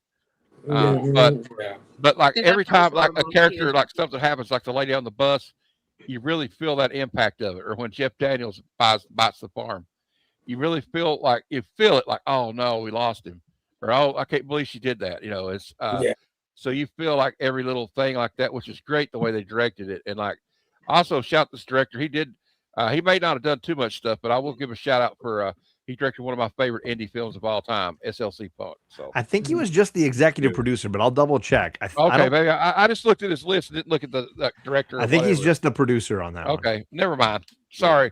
I guess he sucks then. Never mind. I looked it up after you had mentioned it. I was like, Hey, no. Twister is good. Twister's a great one. Twister's Twister's good, great. Yeah. Love Twister. But like, and that's like when you have a movie like this and there's like a ticking clock, or if you do this, you're going to die. You have to have perfect pacing. It's got to be like your editor has to be great. Mm-hmm. Yeah. And they did that job in this, like, except for a couple times where I tell there's a guy driving the bus and not Sandy. It's okay. But they did the best they could. And really just, I don't know. That's all I got to say. And John is right. Like, it didn't win the Oscar for best film editing, but it was nominated, you know, so it was recognized. But for I that. will say this, though. One last thing I'll say, that minor criticism. Why is there a crane with a winch on top of the skyscraper? Window cleaning, window washing. Because they needed it. I don't know. Well, I think somebody's like, how are we going to get them to save this elevator? I know what. We'll put a winch on top of the skyscraper. Well, it's the same reason why they, like Joe said, they blew up the plane. It's like, the plane must blow up. That's like, that reminds me of, you remember the movie Wayne's World 2? When he's walking around and the guys are carrying the glass across the street and back. He goes, our job is to carry this glass back and forth across the street. Yes. Like, our job is to stack these like boxes of fruit in the middle of the road. I wonder if this is going to pay off later. But that's why they keep you moving so you don't have time to think. Because if you think, they went through a construction area, right? The roads are all closed off. It's under construction. No one's going that way. But they decide to. And then all of a sudden it's not actually built. And nobody's on the road. I don't know, maybe because you're not supposed to be there. With all of these helicopters, nobody can be like, do you know that the fucking road is not finished yet? Oh, how about that lady walking her kids to school, like a field trip lady, and like the bus is trying to make a turn. A police car whizzes by you running its lights, and you immediately go into the crosswalk like a what are you fucking doing, idiot. lady? What are you doing? That lady drives me crazy. Also, the girl, the woman with the, they kind of give you a little tense moment too, where she's pushing the little carriage. The cans. That's what it's on. And he goes, oh, it's just cans. It's just cans. You're all like, and the audience is like, I remember watching it as a kid going, oh, thank God. But that's why we were saying, like, some of that shit is kind of fucking moronic, but it kind of doesn't matter because you kind of still feel like, oh shit, oh no. You're reminded, so you're like, wait, I don't know, wait, that was stupid, but okay. And then you're like, it's done like, so well. It's done so well, you can't forget about it. I can't say much about those tropes because I reviewed a movie Wednesday where Chow Yun Fat's legs are on fire and a baby pees it out. Yeah. So, Hard-boiled is wild, yo. The best decision anybody behind the scenes made about this movie was whoever told the screenwriter to change the name to Speed, because the original name of the movie was Minimum Speed. Oh my God, really? Yeah. Yep. That would have been a disaster. That For real. Well, now I feel like someone should have made a parody and called it that, though. At this point, that's wild. But yeah, there's a Father Ted episode, right? I don't know if anybody's watched Father Ted, but there's a Father Ted episode where it's called Speed 3, and he's on like some kind of little cart that only goes like 4 miles an hour, and that's the bit, is that he has to stay over 4 miles an hour. That's where I got there's also like on Family Guy, that's where I got that reference to the glacier. If this glacier goes over 2 miles an hour, we're all going to die. It's like Speed 3. Was it the Critic or the Simpsons that had the one where it was like, we just have to keep the bus like under 55 miles per hour? Oh, good. That's the speed limit. There's an episode of The Simpsons I remember where he couldn't remember the name of the movie Speed or something like that, but he kept like describing it, or Homer or something like that. And the last thing I'll say is the bus that couldn't slow down. That's right, the bus that couldn't slow down. The last thing I'll say is like they're not like on a clock literally, but like you realize there's not much time for this bus because there's like only a certain amount of fuel they're going to have anyway, even before he fucks up and punches a hole in the gas. Get a screwdriver into the gas tank. What I like is Sandra Bullock has one of the greatest lines. They were going over 50 miles an hour down the freeway forever. They're out of gas. But like it was a funny line that Sandra Bullock says when he tells her the gas tank's got a hole in it now. She goes, "What? Was it not hard enough? You had to like up the degree of difficulty?" Yeah. What are you looking for? Another challenge or something? This game is fucking easy, man. Let's go to hard mode. When it's like Robbie was saying earlier, because they make reference to it though, so that's why it's like it's obvious that they're doing this, but it's like they also have to. It's like they got to keep you going. Well, I think that's right when Ortiz asks him, like, did you have it? Oh no, Alan Ruck asks him, did you have any luck with the bomb? And he's like, it didn't go off. So there's that. Also, still alive.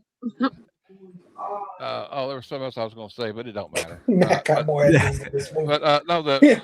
But you know what, this movie was like really like referenced a lot. I remember at the MTV Movie Awards in '94. I don't know why this sticks out to me because Tarantino's there. You know, his Pulp Fiction lost a lot of awards to like freaking Forrest Gump, which I thought was a travesty. But they're at the MTV Movie Awards, and you know this is the same year Speed and Pulp Fiction came out, and Tarantino actually won an award for his film at the MTV Movie Awards, and he goes, "Pop quiz, you keep losing. You go to these award shows and you keep losing to Forrest Gump. What do you do?" All right, man. Let's get into the themes real quick. I know I don't know if this movie has many of them.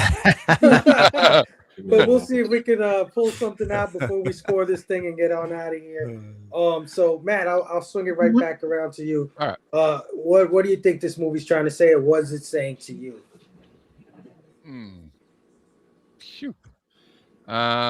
Don't piss Dennis Hopper off. Also, I don't know that I want Keanu Reeves as my partner if I'm in the LA SWAT team, because he'll shoot you if you get taken hostage. But your death will have meaning, right? That's the whole thing. You'll spur him on to his success. Okay, I guess here's what I go. Like, people overcoming adversity. Sandra Bullock, she shouldn't even been on that bus. She's almost like Dante and Clerks. I shouldn't even be here. I wasn't even supposed to be here today. She's supposed to miss the bus, and the bus driver catches her, but she takes charge of the situation, and like they would have died if she hadn't drove that. She was doing a hell of a job driving for somebody who didn't have a license. And they, also, God, I don't know. I'm dying here, man. I don't know what else to say about never give up, I guess. Never give up. There you go. And if you're taller, you'll beat Dennis Hopper. There you go. The other thing in this movie is Sandra Bullock is smoking hot in this movie. So there you go. Yes, amen. Amen. I agree. It's a theme now.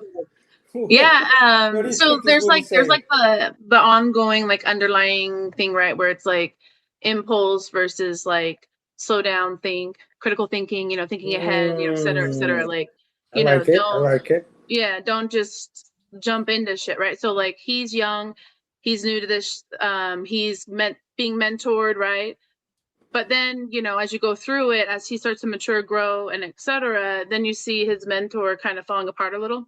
So there's something there too, a little bit underlying, I feel like, of just, you know, the rise and fall, I guess, of the star. There's a new guy coming into light. He's, you know, he just cares about him a lot. He's not caring so much about himself. He goes and does something stupid. He doesn't think. He should have known better. And this is why he makes that look when he sees that bomb in the house. He knew better, but he didn't think. He was impulsively acting on his nature to want to save his best friend, his partner, right? Just like his partner is always doing when he's thinking about trying to save everybody. He goes in and does these crazy things. And he's telling him, slow down, you're going to get yourself hurt. He cares about him, you know, while he's caring about all these other people. And it's almost like his flaw.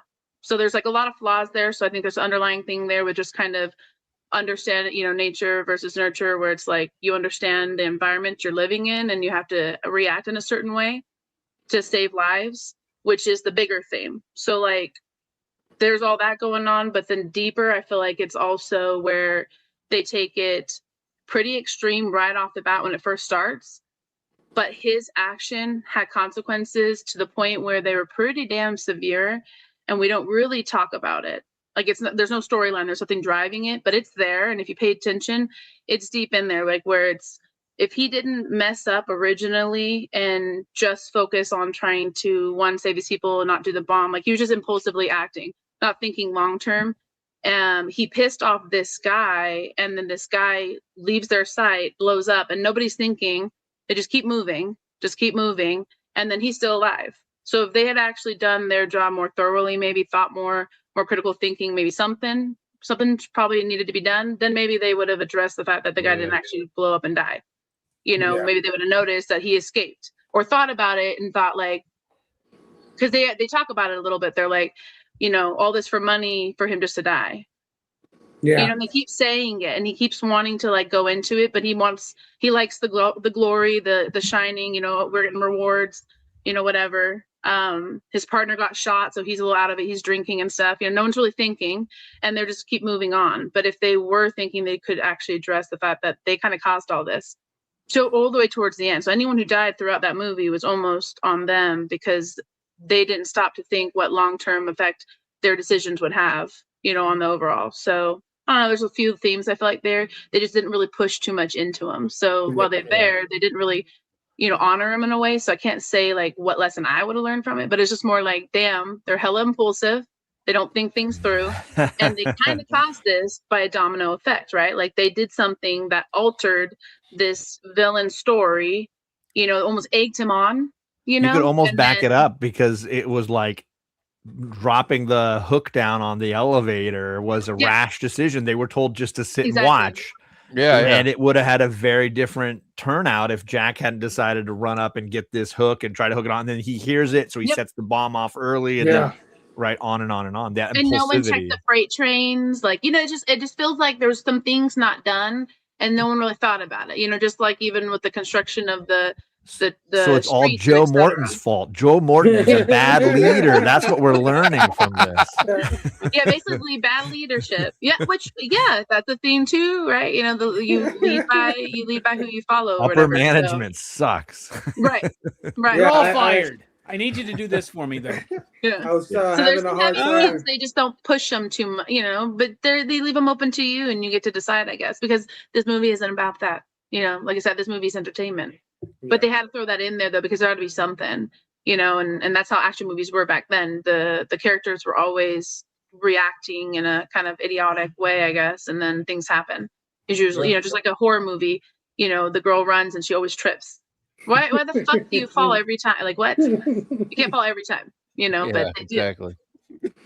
Oh man. All right. Well, shit. I was thinking there was no themes, and Sabrina comes along and pulls 4 out of the thing there.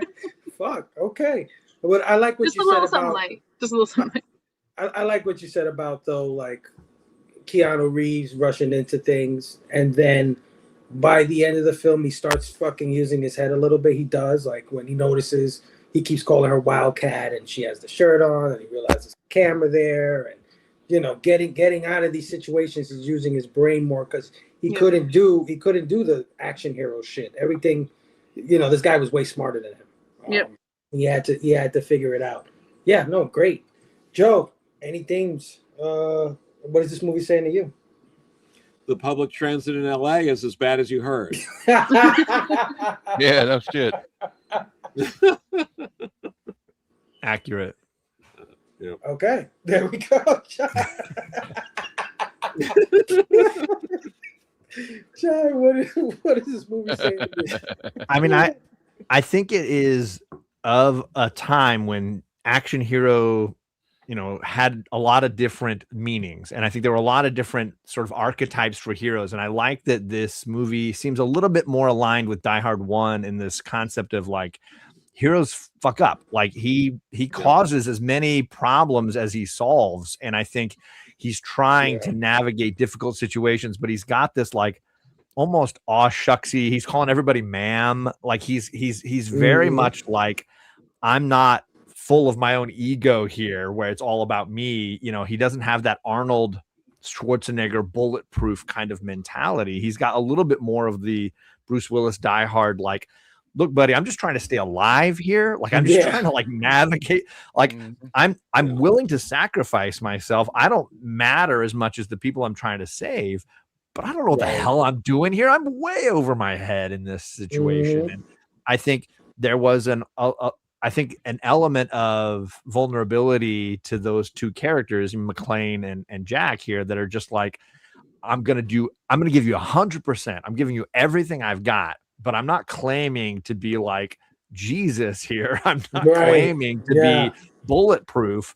I work out. I look pretty good without my shirt, but like, I'm really just doing whatever I can. And I think those moments of him, like, being upset because he screwed up or he made the bad call or he poked a hole in the gas tank and now he's covered in fuel and he's just, or he misses saving that woman when she steps out off the thing. He could have just grabbed her and pulled her back, but he screwed up and she blows up. I think thematically they were playing a little bit. I mean, clearly the production was like slapping things together, whatever sticks against the wall is what they were using. But there's thematically, I think that what they were talking about for heroes was very interesting to me as far as flawed, like I'm just making it up as I go kind of heroes. Yeah, 100%.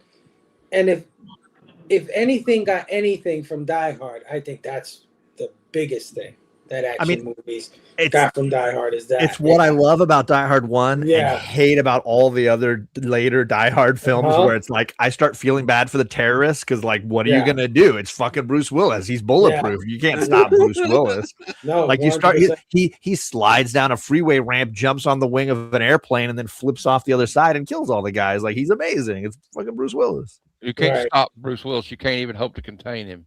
Right. It's like the writer did not learn any lessons from Die Hard 1 when they wrote Die Hard 4. They were just like, let's just have him shoot everybody. Well, 2 he's a little bit underdoggy, but about 3 it's just insane. It's getting ridiculous. Yeah, for sure. All right. Well, I like it. I like that about heroes, and I could see that. I could see that being influence and being an influence to how these guys are written going forward. 100%. Rock and Robbie, theme, anything this movie's saying? Well, first of all, I'm a little bit of an apologist for Live Free or Die Hard, which is Die Hard 4. And that's why in part 4, Timothy Olyphant plays the villain, and he's a computer hacker. Right. Well, and he is also the star of the writer of this film's best show, Justified. So Graham Yost, who wrote this film, he did Justified. He did Justified. Yeah. That was his Justified. He was season 1 creator, and 2. executive producer of that show. And that Graham Yost, I know this is like Joss Whedon gets a lot of credit for this film, but Graham Yost, he's a talented writer in his own right. Justified took place in the town I was born in, Harlan, Kentucky. Yeah, bro, that's rough. They take a little bit of liberty, but like it's kind of accurate. I'm sorry. Meth, yay, meth. Fucking Dixie Mafia. Yay, Let's go. Oxycontin is what he should say. 'Cause that's what that was. Yeah. No, All I right, say so- blue oxycodone actually, but I love Justified. That's very exciting actually to hear because Justified to me is one of the best. Justified and Deadwood. I love Timothy Olyphant, so that's why I love Die Hard 4. That's my It's guy, really, yeah. that's the only reason why. he was great. Anyway. Alien Earth too. Oh, I haven't seen that. I haven't seen that. Oh, But check do you it remember that Santa Clarita Diet that he did? Yes, Yeah, that was yeah, nobody yeah, talks yeah. about Santa Fucking Clarita loved Diet. that. I Loved know. that. That He was was also brilliant. good as the bad guy in Go. You remember that movie Go? Oh, dude, you know. That's where I fell in love with Timothy Olyphant was the movie Yeah. Go. Come on, man. Or Are you a girl next virgin, Claire? girl next Anyway. door. Yeah. Yes. Girl next door. Okay. Why are we talking about Timothy Olyphant? Anyway, moving on. I don't know. So I would say I love what Sabrina was saying because it's kind of given to you in the movie that like Jeff Daniels' character is kind of telling Keanu, like, you got to slow down. Yeah. You got to think things through. You got to have something to live for or whatever, right? On the other side, the movie's telling us a different theme, which is movement is life. If you stop moving, you die. Right? But the movie to me then really ultimately is about the balance between the two, right? So movement is life, like the whole gist of the movie, right? If you stop moving, if we stop just for a second and lament the situation that, oh, now we're leaking gas, or now this is happening, or now there's a gap in the free. You can't stop too long to dwell and commiserate and lament about things. You got to keep moving. However, you got to find the time to slow down so that you can appreciate things and then actually have something to live for, which then keeps you moving. So keep moving, but find that time to slow down. But when shit goes wrong, don't dwell. Keep fucking going. I like it. Yeah. Okay. I like that. Yeah. Shit. Yeah. I feel like you took my like stoner thoughts and put it to what? Yeah. Exactly. Exactly. That's what we do. Nothing signifies that probably more than Dennis Hopper's character, right? Right. When his job was over, he lamented and he became the villain that he became. So yeah, I like that. Yeah, I like that. Could you imagine if Timothy Olyphant was in this movie though? That would like have really set it over the top. Yeah. Well, he was like 12 probably when this movie got made. maybe not Dean. He might have been 19. But we don't know. Yeah. You could have been on the bus, I don't know, just being there. He would have been the guy that shot the bus driver or some shit. I can't pretend to add anything more than all of that. So I'm gonna go with about 10% of what Matt said, about 90% of what Coffee Monster said, 100% about what Joe said. Fucking MTA. I hate the MTA. Same. It's like, I forced that. Yeah. I would almost rather drive in LA traffic than take a bus after watching this movie. I'll take. And also, women are badass drivers, surprisingly. Surprisingly, yeah. So yeah, they're really bad, but not the bad that you're saying. Anyway, let's not go there. I live in New York. Let's not go there. No, I'm pretty crazy. I probably shouldn't be licensed. Maybe it's a West Coast thing, because on the East. Anyway, I'll go with 30% of what John said and 50% of what Robbie said. All of that shit, mix it up in a pot. That's what Speed's trying to say. Let's give this thing a score and get the hell up out of here. And I'll swing it back to Rocket Robbie. Robbie, out of 5 backlogs, what are you giving Speed? Man, this is. There are problems with the film, right? I don't think it's a perfect film. Oh, even sorry. Before you keep going, keep it going, my friend. I'll be right back. Okay, of course. So, I don't think it's a perfect film, even though I did say it's like the epitome. It's like the perfect 80s to 90s action film, right? In True Lies, this is it, perfecting that technique. That technique, I do think, that style, that it becomes so cookie cutter, but this movie has life. So it's better than average, of course. But I don't think it doesn't reach a level of like where it's like really, I don't know. I mean, I don't want to be too hard on this movie. So I will give it a very enthusiastic 4.69 out of 5. That's what I'll do. 4.69. Ooh, I like the number. Okay, perfect. Yeah, that's what I'll go. Fable's back. I think that's a very solid. I think there's some problems. I think it's got too many endings. Honestly. Yeah. you know, and I don't think the movie feels long, but it is kind of like, dude, like you just blew your fucking wad. Now we got to go again. We got to get ready again now. Like, come on, man. Like, come on. Give me a moment to think about it. There's a drop for sure. You're right. There's a definitely tension dropper that wasn't part of the movie since the beginning. It was all fucking building up. But it does kind of pick up when they pick up the money, realize there's a hole under the garbage. Yeah. Sandra Bullock straps up the bombs. But then we get on the train, and then that's when I think it's like, okay, part 2, we're going to do the same bit again. Yeah. Ready, go. Yeah, and that's what kind of... Yeah. I love it. Was it you that said the Speed has Speed 2 already in it? Yeah, exactly. Speed 2 which the movie is kind of based. I think the writer admits that it's based on this movie called Runaway Train. Yeah, John Boyd.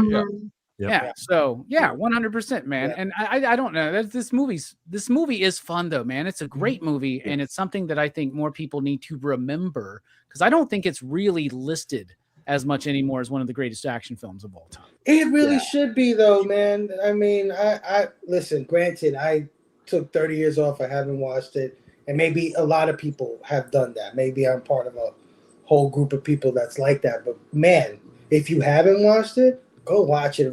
They should just be on Amazon Prime or something then, or some streaming service, because like I had to pay $3.99 to rent it, which I'm glad I did, you know, but like I now I'm going to buy it. It's like $11 on Blu-ray on Amazon, by the way. Everybody. Do it. I was like Jack Sparrow this movie. I'm not going to lie. Mm-hmm. Okay. I don't think I got that. Oh, I'm sorry. If Sony's going to tell me that I don't own any movie I bought, he's saying he's a pirate. Yeah. If Sony's going Sony was like, just kidding, internet. Just kidding. If Sony is going to tell me that I don't own the movies I bought from them, then I'm going to tell you that piracy's okay. I said what I said. I want everybody to roll that back if you're watching this on the replay or in the replay, because like Fable just was like in his head thought, I have no idea what this fucker's saying. Cricket sounds. All right, just man. I was trying to be cute. That's when it's so pretty and you nod, and then you just like, I was trying to be witty. Okay, it failed. I'm sorry. I got it. I got the reference. Okay. No, they all got it. But where has the rum gone? No, because when you said Jack Sparrow, I'm like, what does Pirates of the Caribbean got to do with this show? I'm a pirate. And then I was like, oh, okay, Jack Sparrow. I get it. I sail the high seas. I do that all the time. I get it.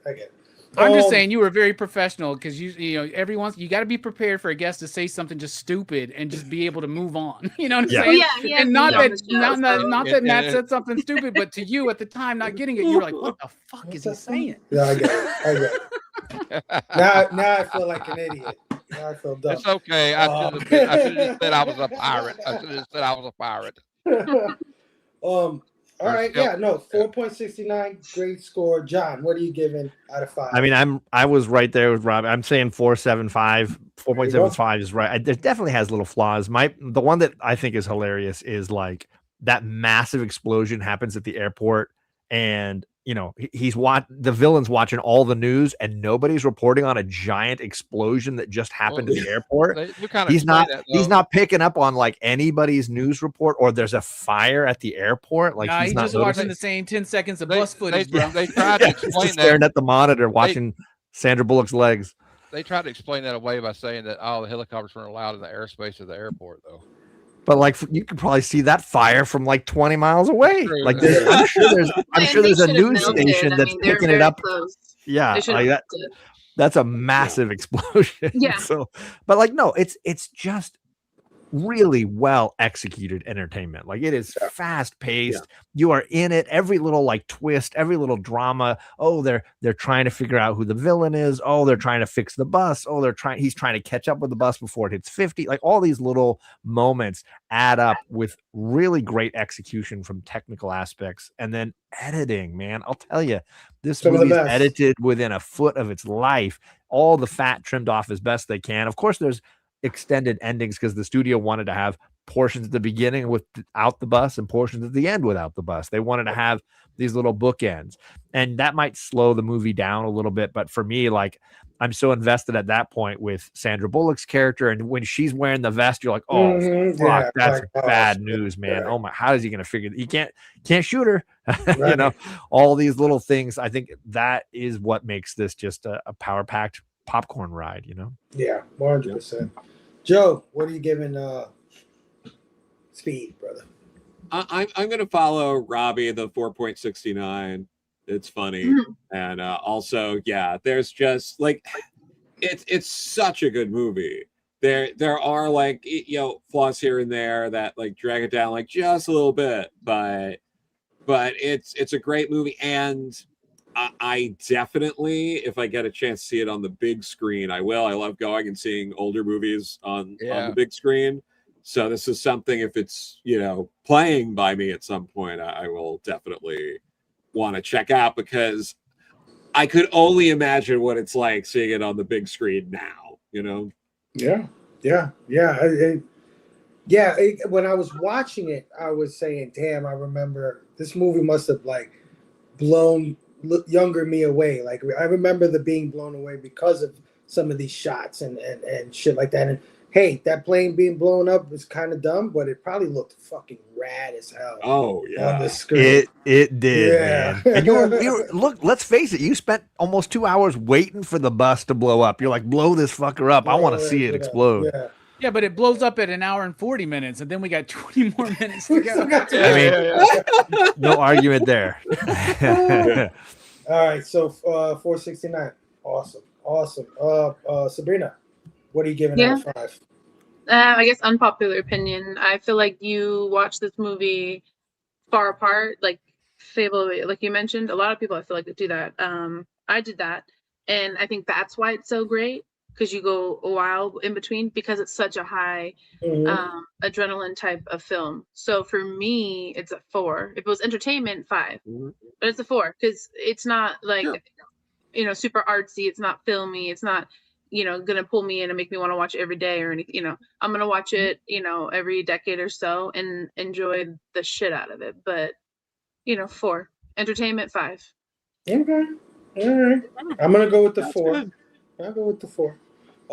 Matt, what are you giving out of 5 backlogs? Like I said, even though it has more false finishes than Shawn Michaels Undertaker WrestleMania match, I'm going to give it a 4.69, just like Robbie, and because like this is pure 90s nostalgia to me. Like, this reminds me of going to high school, listening to Nirvana and Soundgarden, and wearing flannel shirts and Doc Martens. So yeah, I got you. And watching Speed. Yeah. I think we're all on the same boat. And I had a flannel shirt just like Keanu's in the movie when he's at the coffee shop. I used to have a shirt just like that. I bought it because of him wearing that in this movie. So he definitely brought flannels out for sure. For real, yeah. Yeah. White t-shirts too. White t-shirts. Yes. Yeah. Don't get me started, Fable. We're trying to end this now. I am okay. So look, this movie is not perfect. We all agree, right? It's a little contrived, right? That's what we were saying. Some things just happen for the sake of keeping the pace, keeping the motions alive, whatever it is. Some of it is contrived. Yes, absolutely. But that being said, it has a great cast. It's well acted, well directed, well shot. Cinematography is great. Music is fantastic. Editing is on a masterclass. It almost is the movie's title itself. Nothing is titled more appropriately than this movie, Speed. It's so fast that if you slow down a little bit, you notice how dumb some shit is. But you don't get that chance.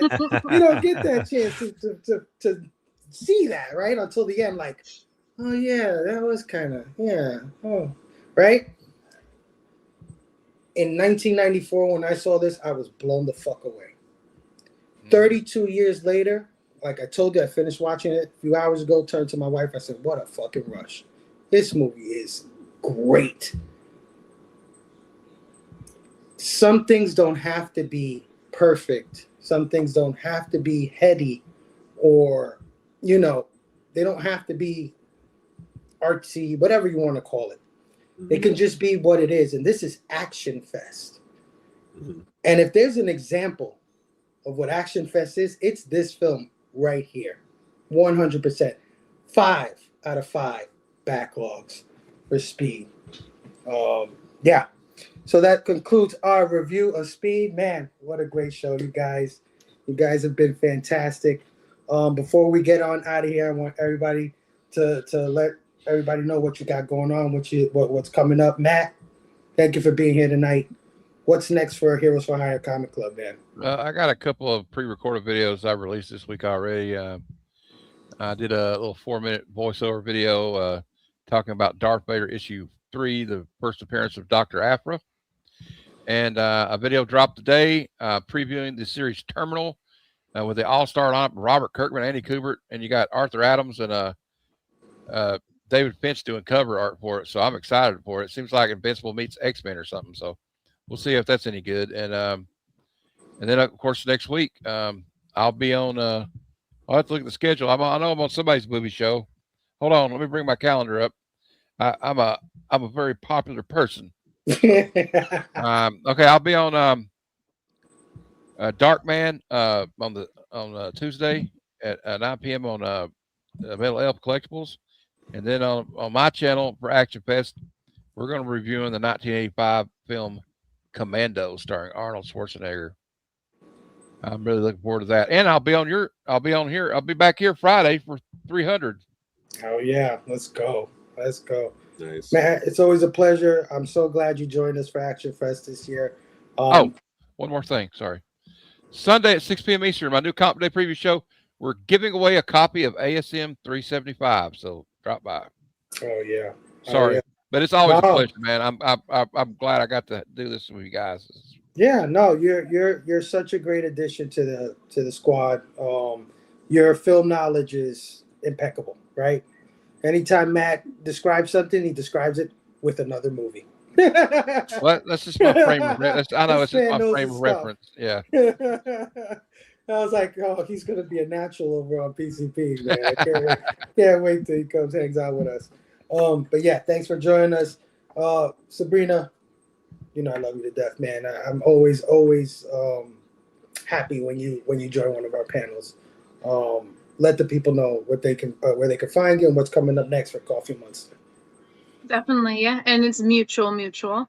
But I'm everywhere, right, and nowhere at the same time. So if you can catch me, I'm on TikTok and YouTube and all those places. I do go live on some Saturdays and Sundays. Sundays are with the boys, my kiddos, and then Saturdays are with the boys, with the guys, my buddies. So we get a little bit of both worlds, and then often with Fable. So, which I'll probably be speckled throughout Action Fest. I'm not organized like y'all, so I'm not adult enough, so I do not know where I'm next. But find me. I'll throw you the reminder. Much like Robbie has to do for me. He'll hit me up the Monday of that show, and I'll be like, "No, it's so helpful." Yeah. I'm a terrible person, so you make it better. Then I'm scrambling to watch the movie. It's like I gotta watch this Neil Breen movie out of nowhere. Oh God, no. I'm like, damn it, now I gotta go buy it or rent it. No. When it's an hour and a half, I'm like, yes, I can do this. All right, yeah, no, thank you as always, Sabrina. My brother Joe, man, always love having you. I appreciate your insight, and I also appreciate your humor. Joe has such unique humor. He makes me laugh my ass off. Joe, let the people know where they can find you, what you got coming up next. Sure. You can find me mostly on Instagram at Corello Joe. And I post, Here's Moping strips. Our most recent one, like everything before it got up to like 46 likes tops.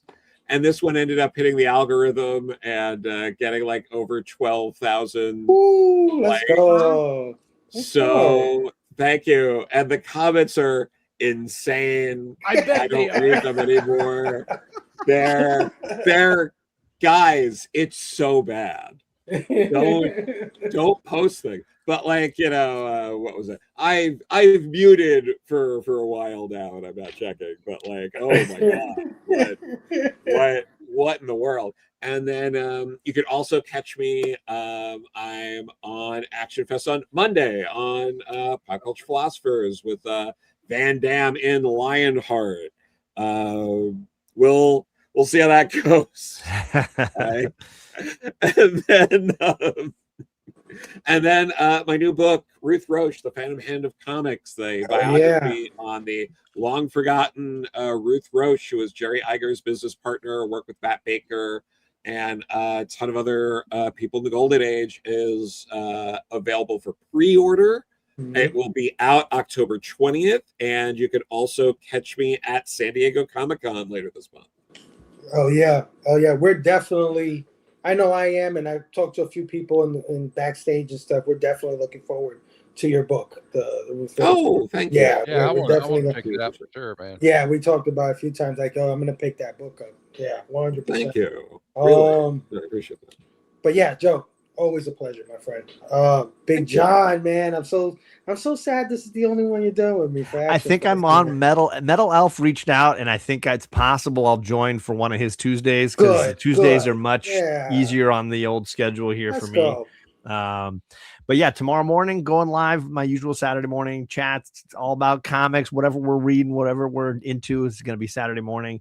And then Tuesday night, I'm getting together with my friend JP and my friend Mars, and we're talking about Gail Simone's Birds of Prey. So we're reading and going through that omnibus and having some fun talking Birds of Prey. So that's my next few live streams I got. Oh yeah, John. Well, we say pillar of the community a lot, but you're definitely one of those, man. 100%.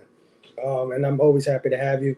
I think you signed up for more than one Horror Fest one. I'm not sure. I'm always down to talk movies. I love these panel discussions. You guys get way into the weeds, and that's where I live. So I love it.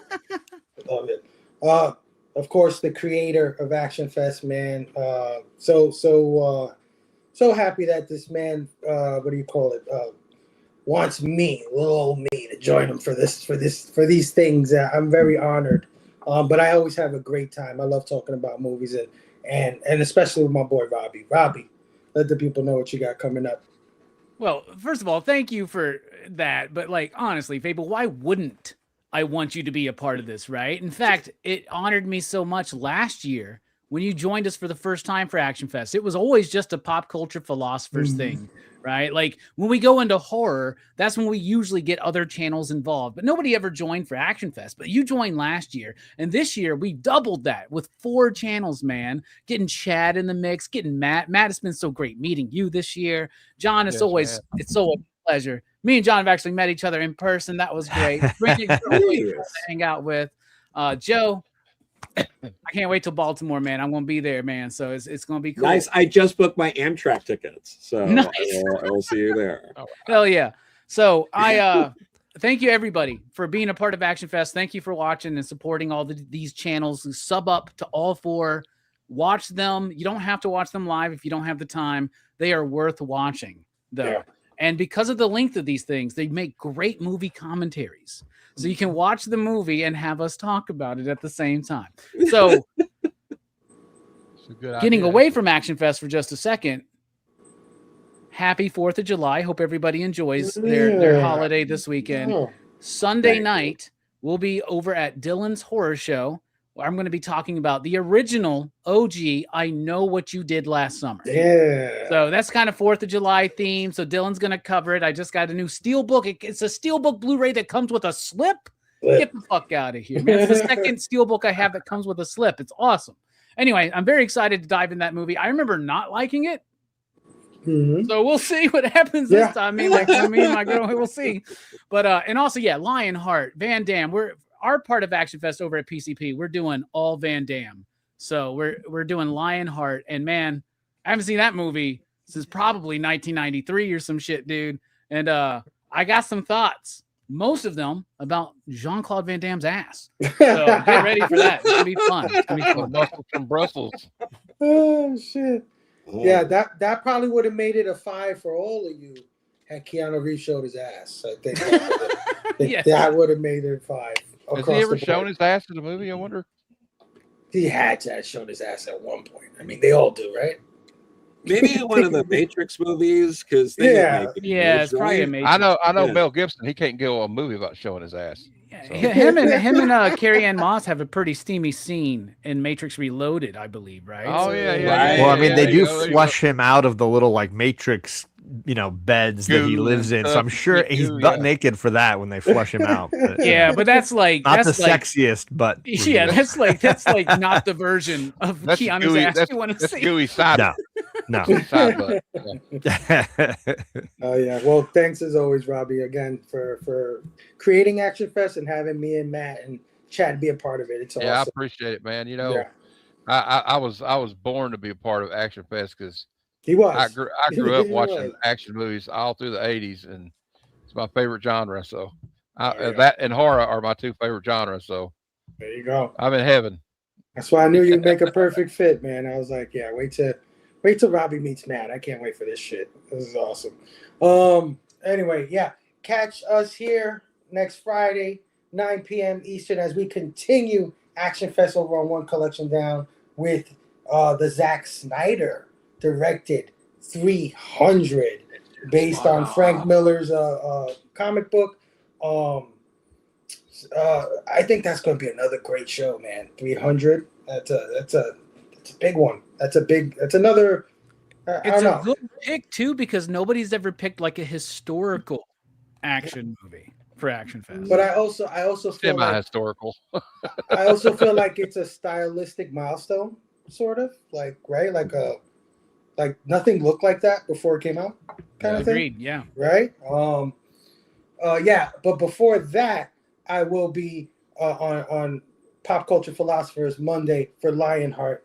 And then I will be over on Metal Elf Collectibles for Darkman, which I am super excited to catch, because it's another I haven't seen it in decades movie, and it's Sam Raimi. It's Liam Neeson, right? Liam Neeson's the star of that one. Yep. Yeah. I can't fucking wait to watch Darkman again. I wonder if it's still as crazy as I remember. Sam Raimi, nuts. Sam Raimi film. Yep. Yeah, it's Sam Raimi. So, guys, you've all been wonderful. Everybody in the chat, thanks for joining us. Don't forget to sub up to everybody here, and don't forget to catch us on Monday on Pop Culture Philosopher for the continuation of Action Fest 2026. Love you guys. Have a great weekend. Happy 4th.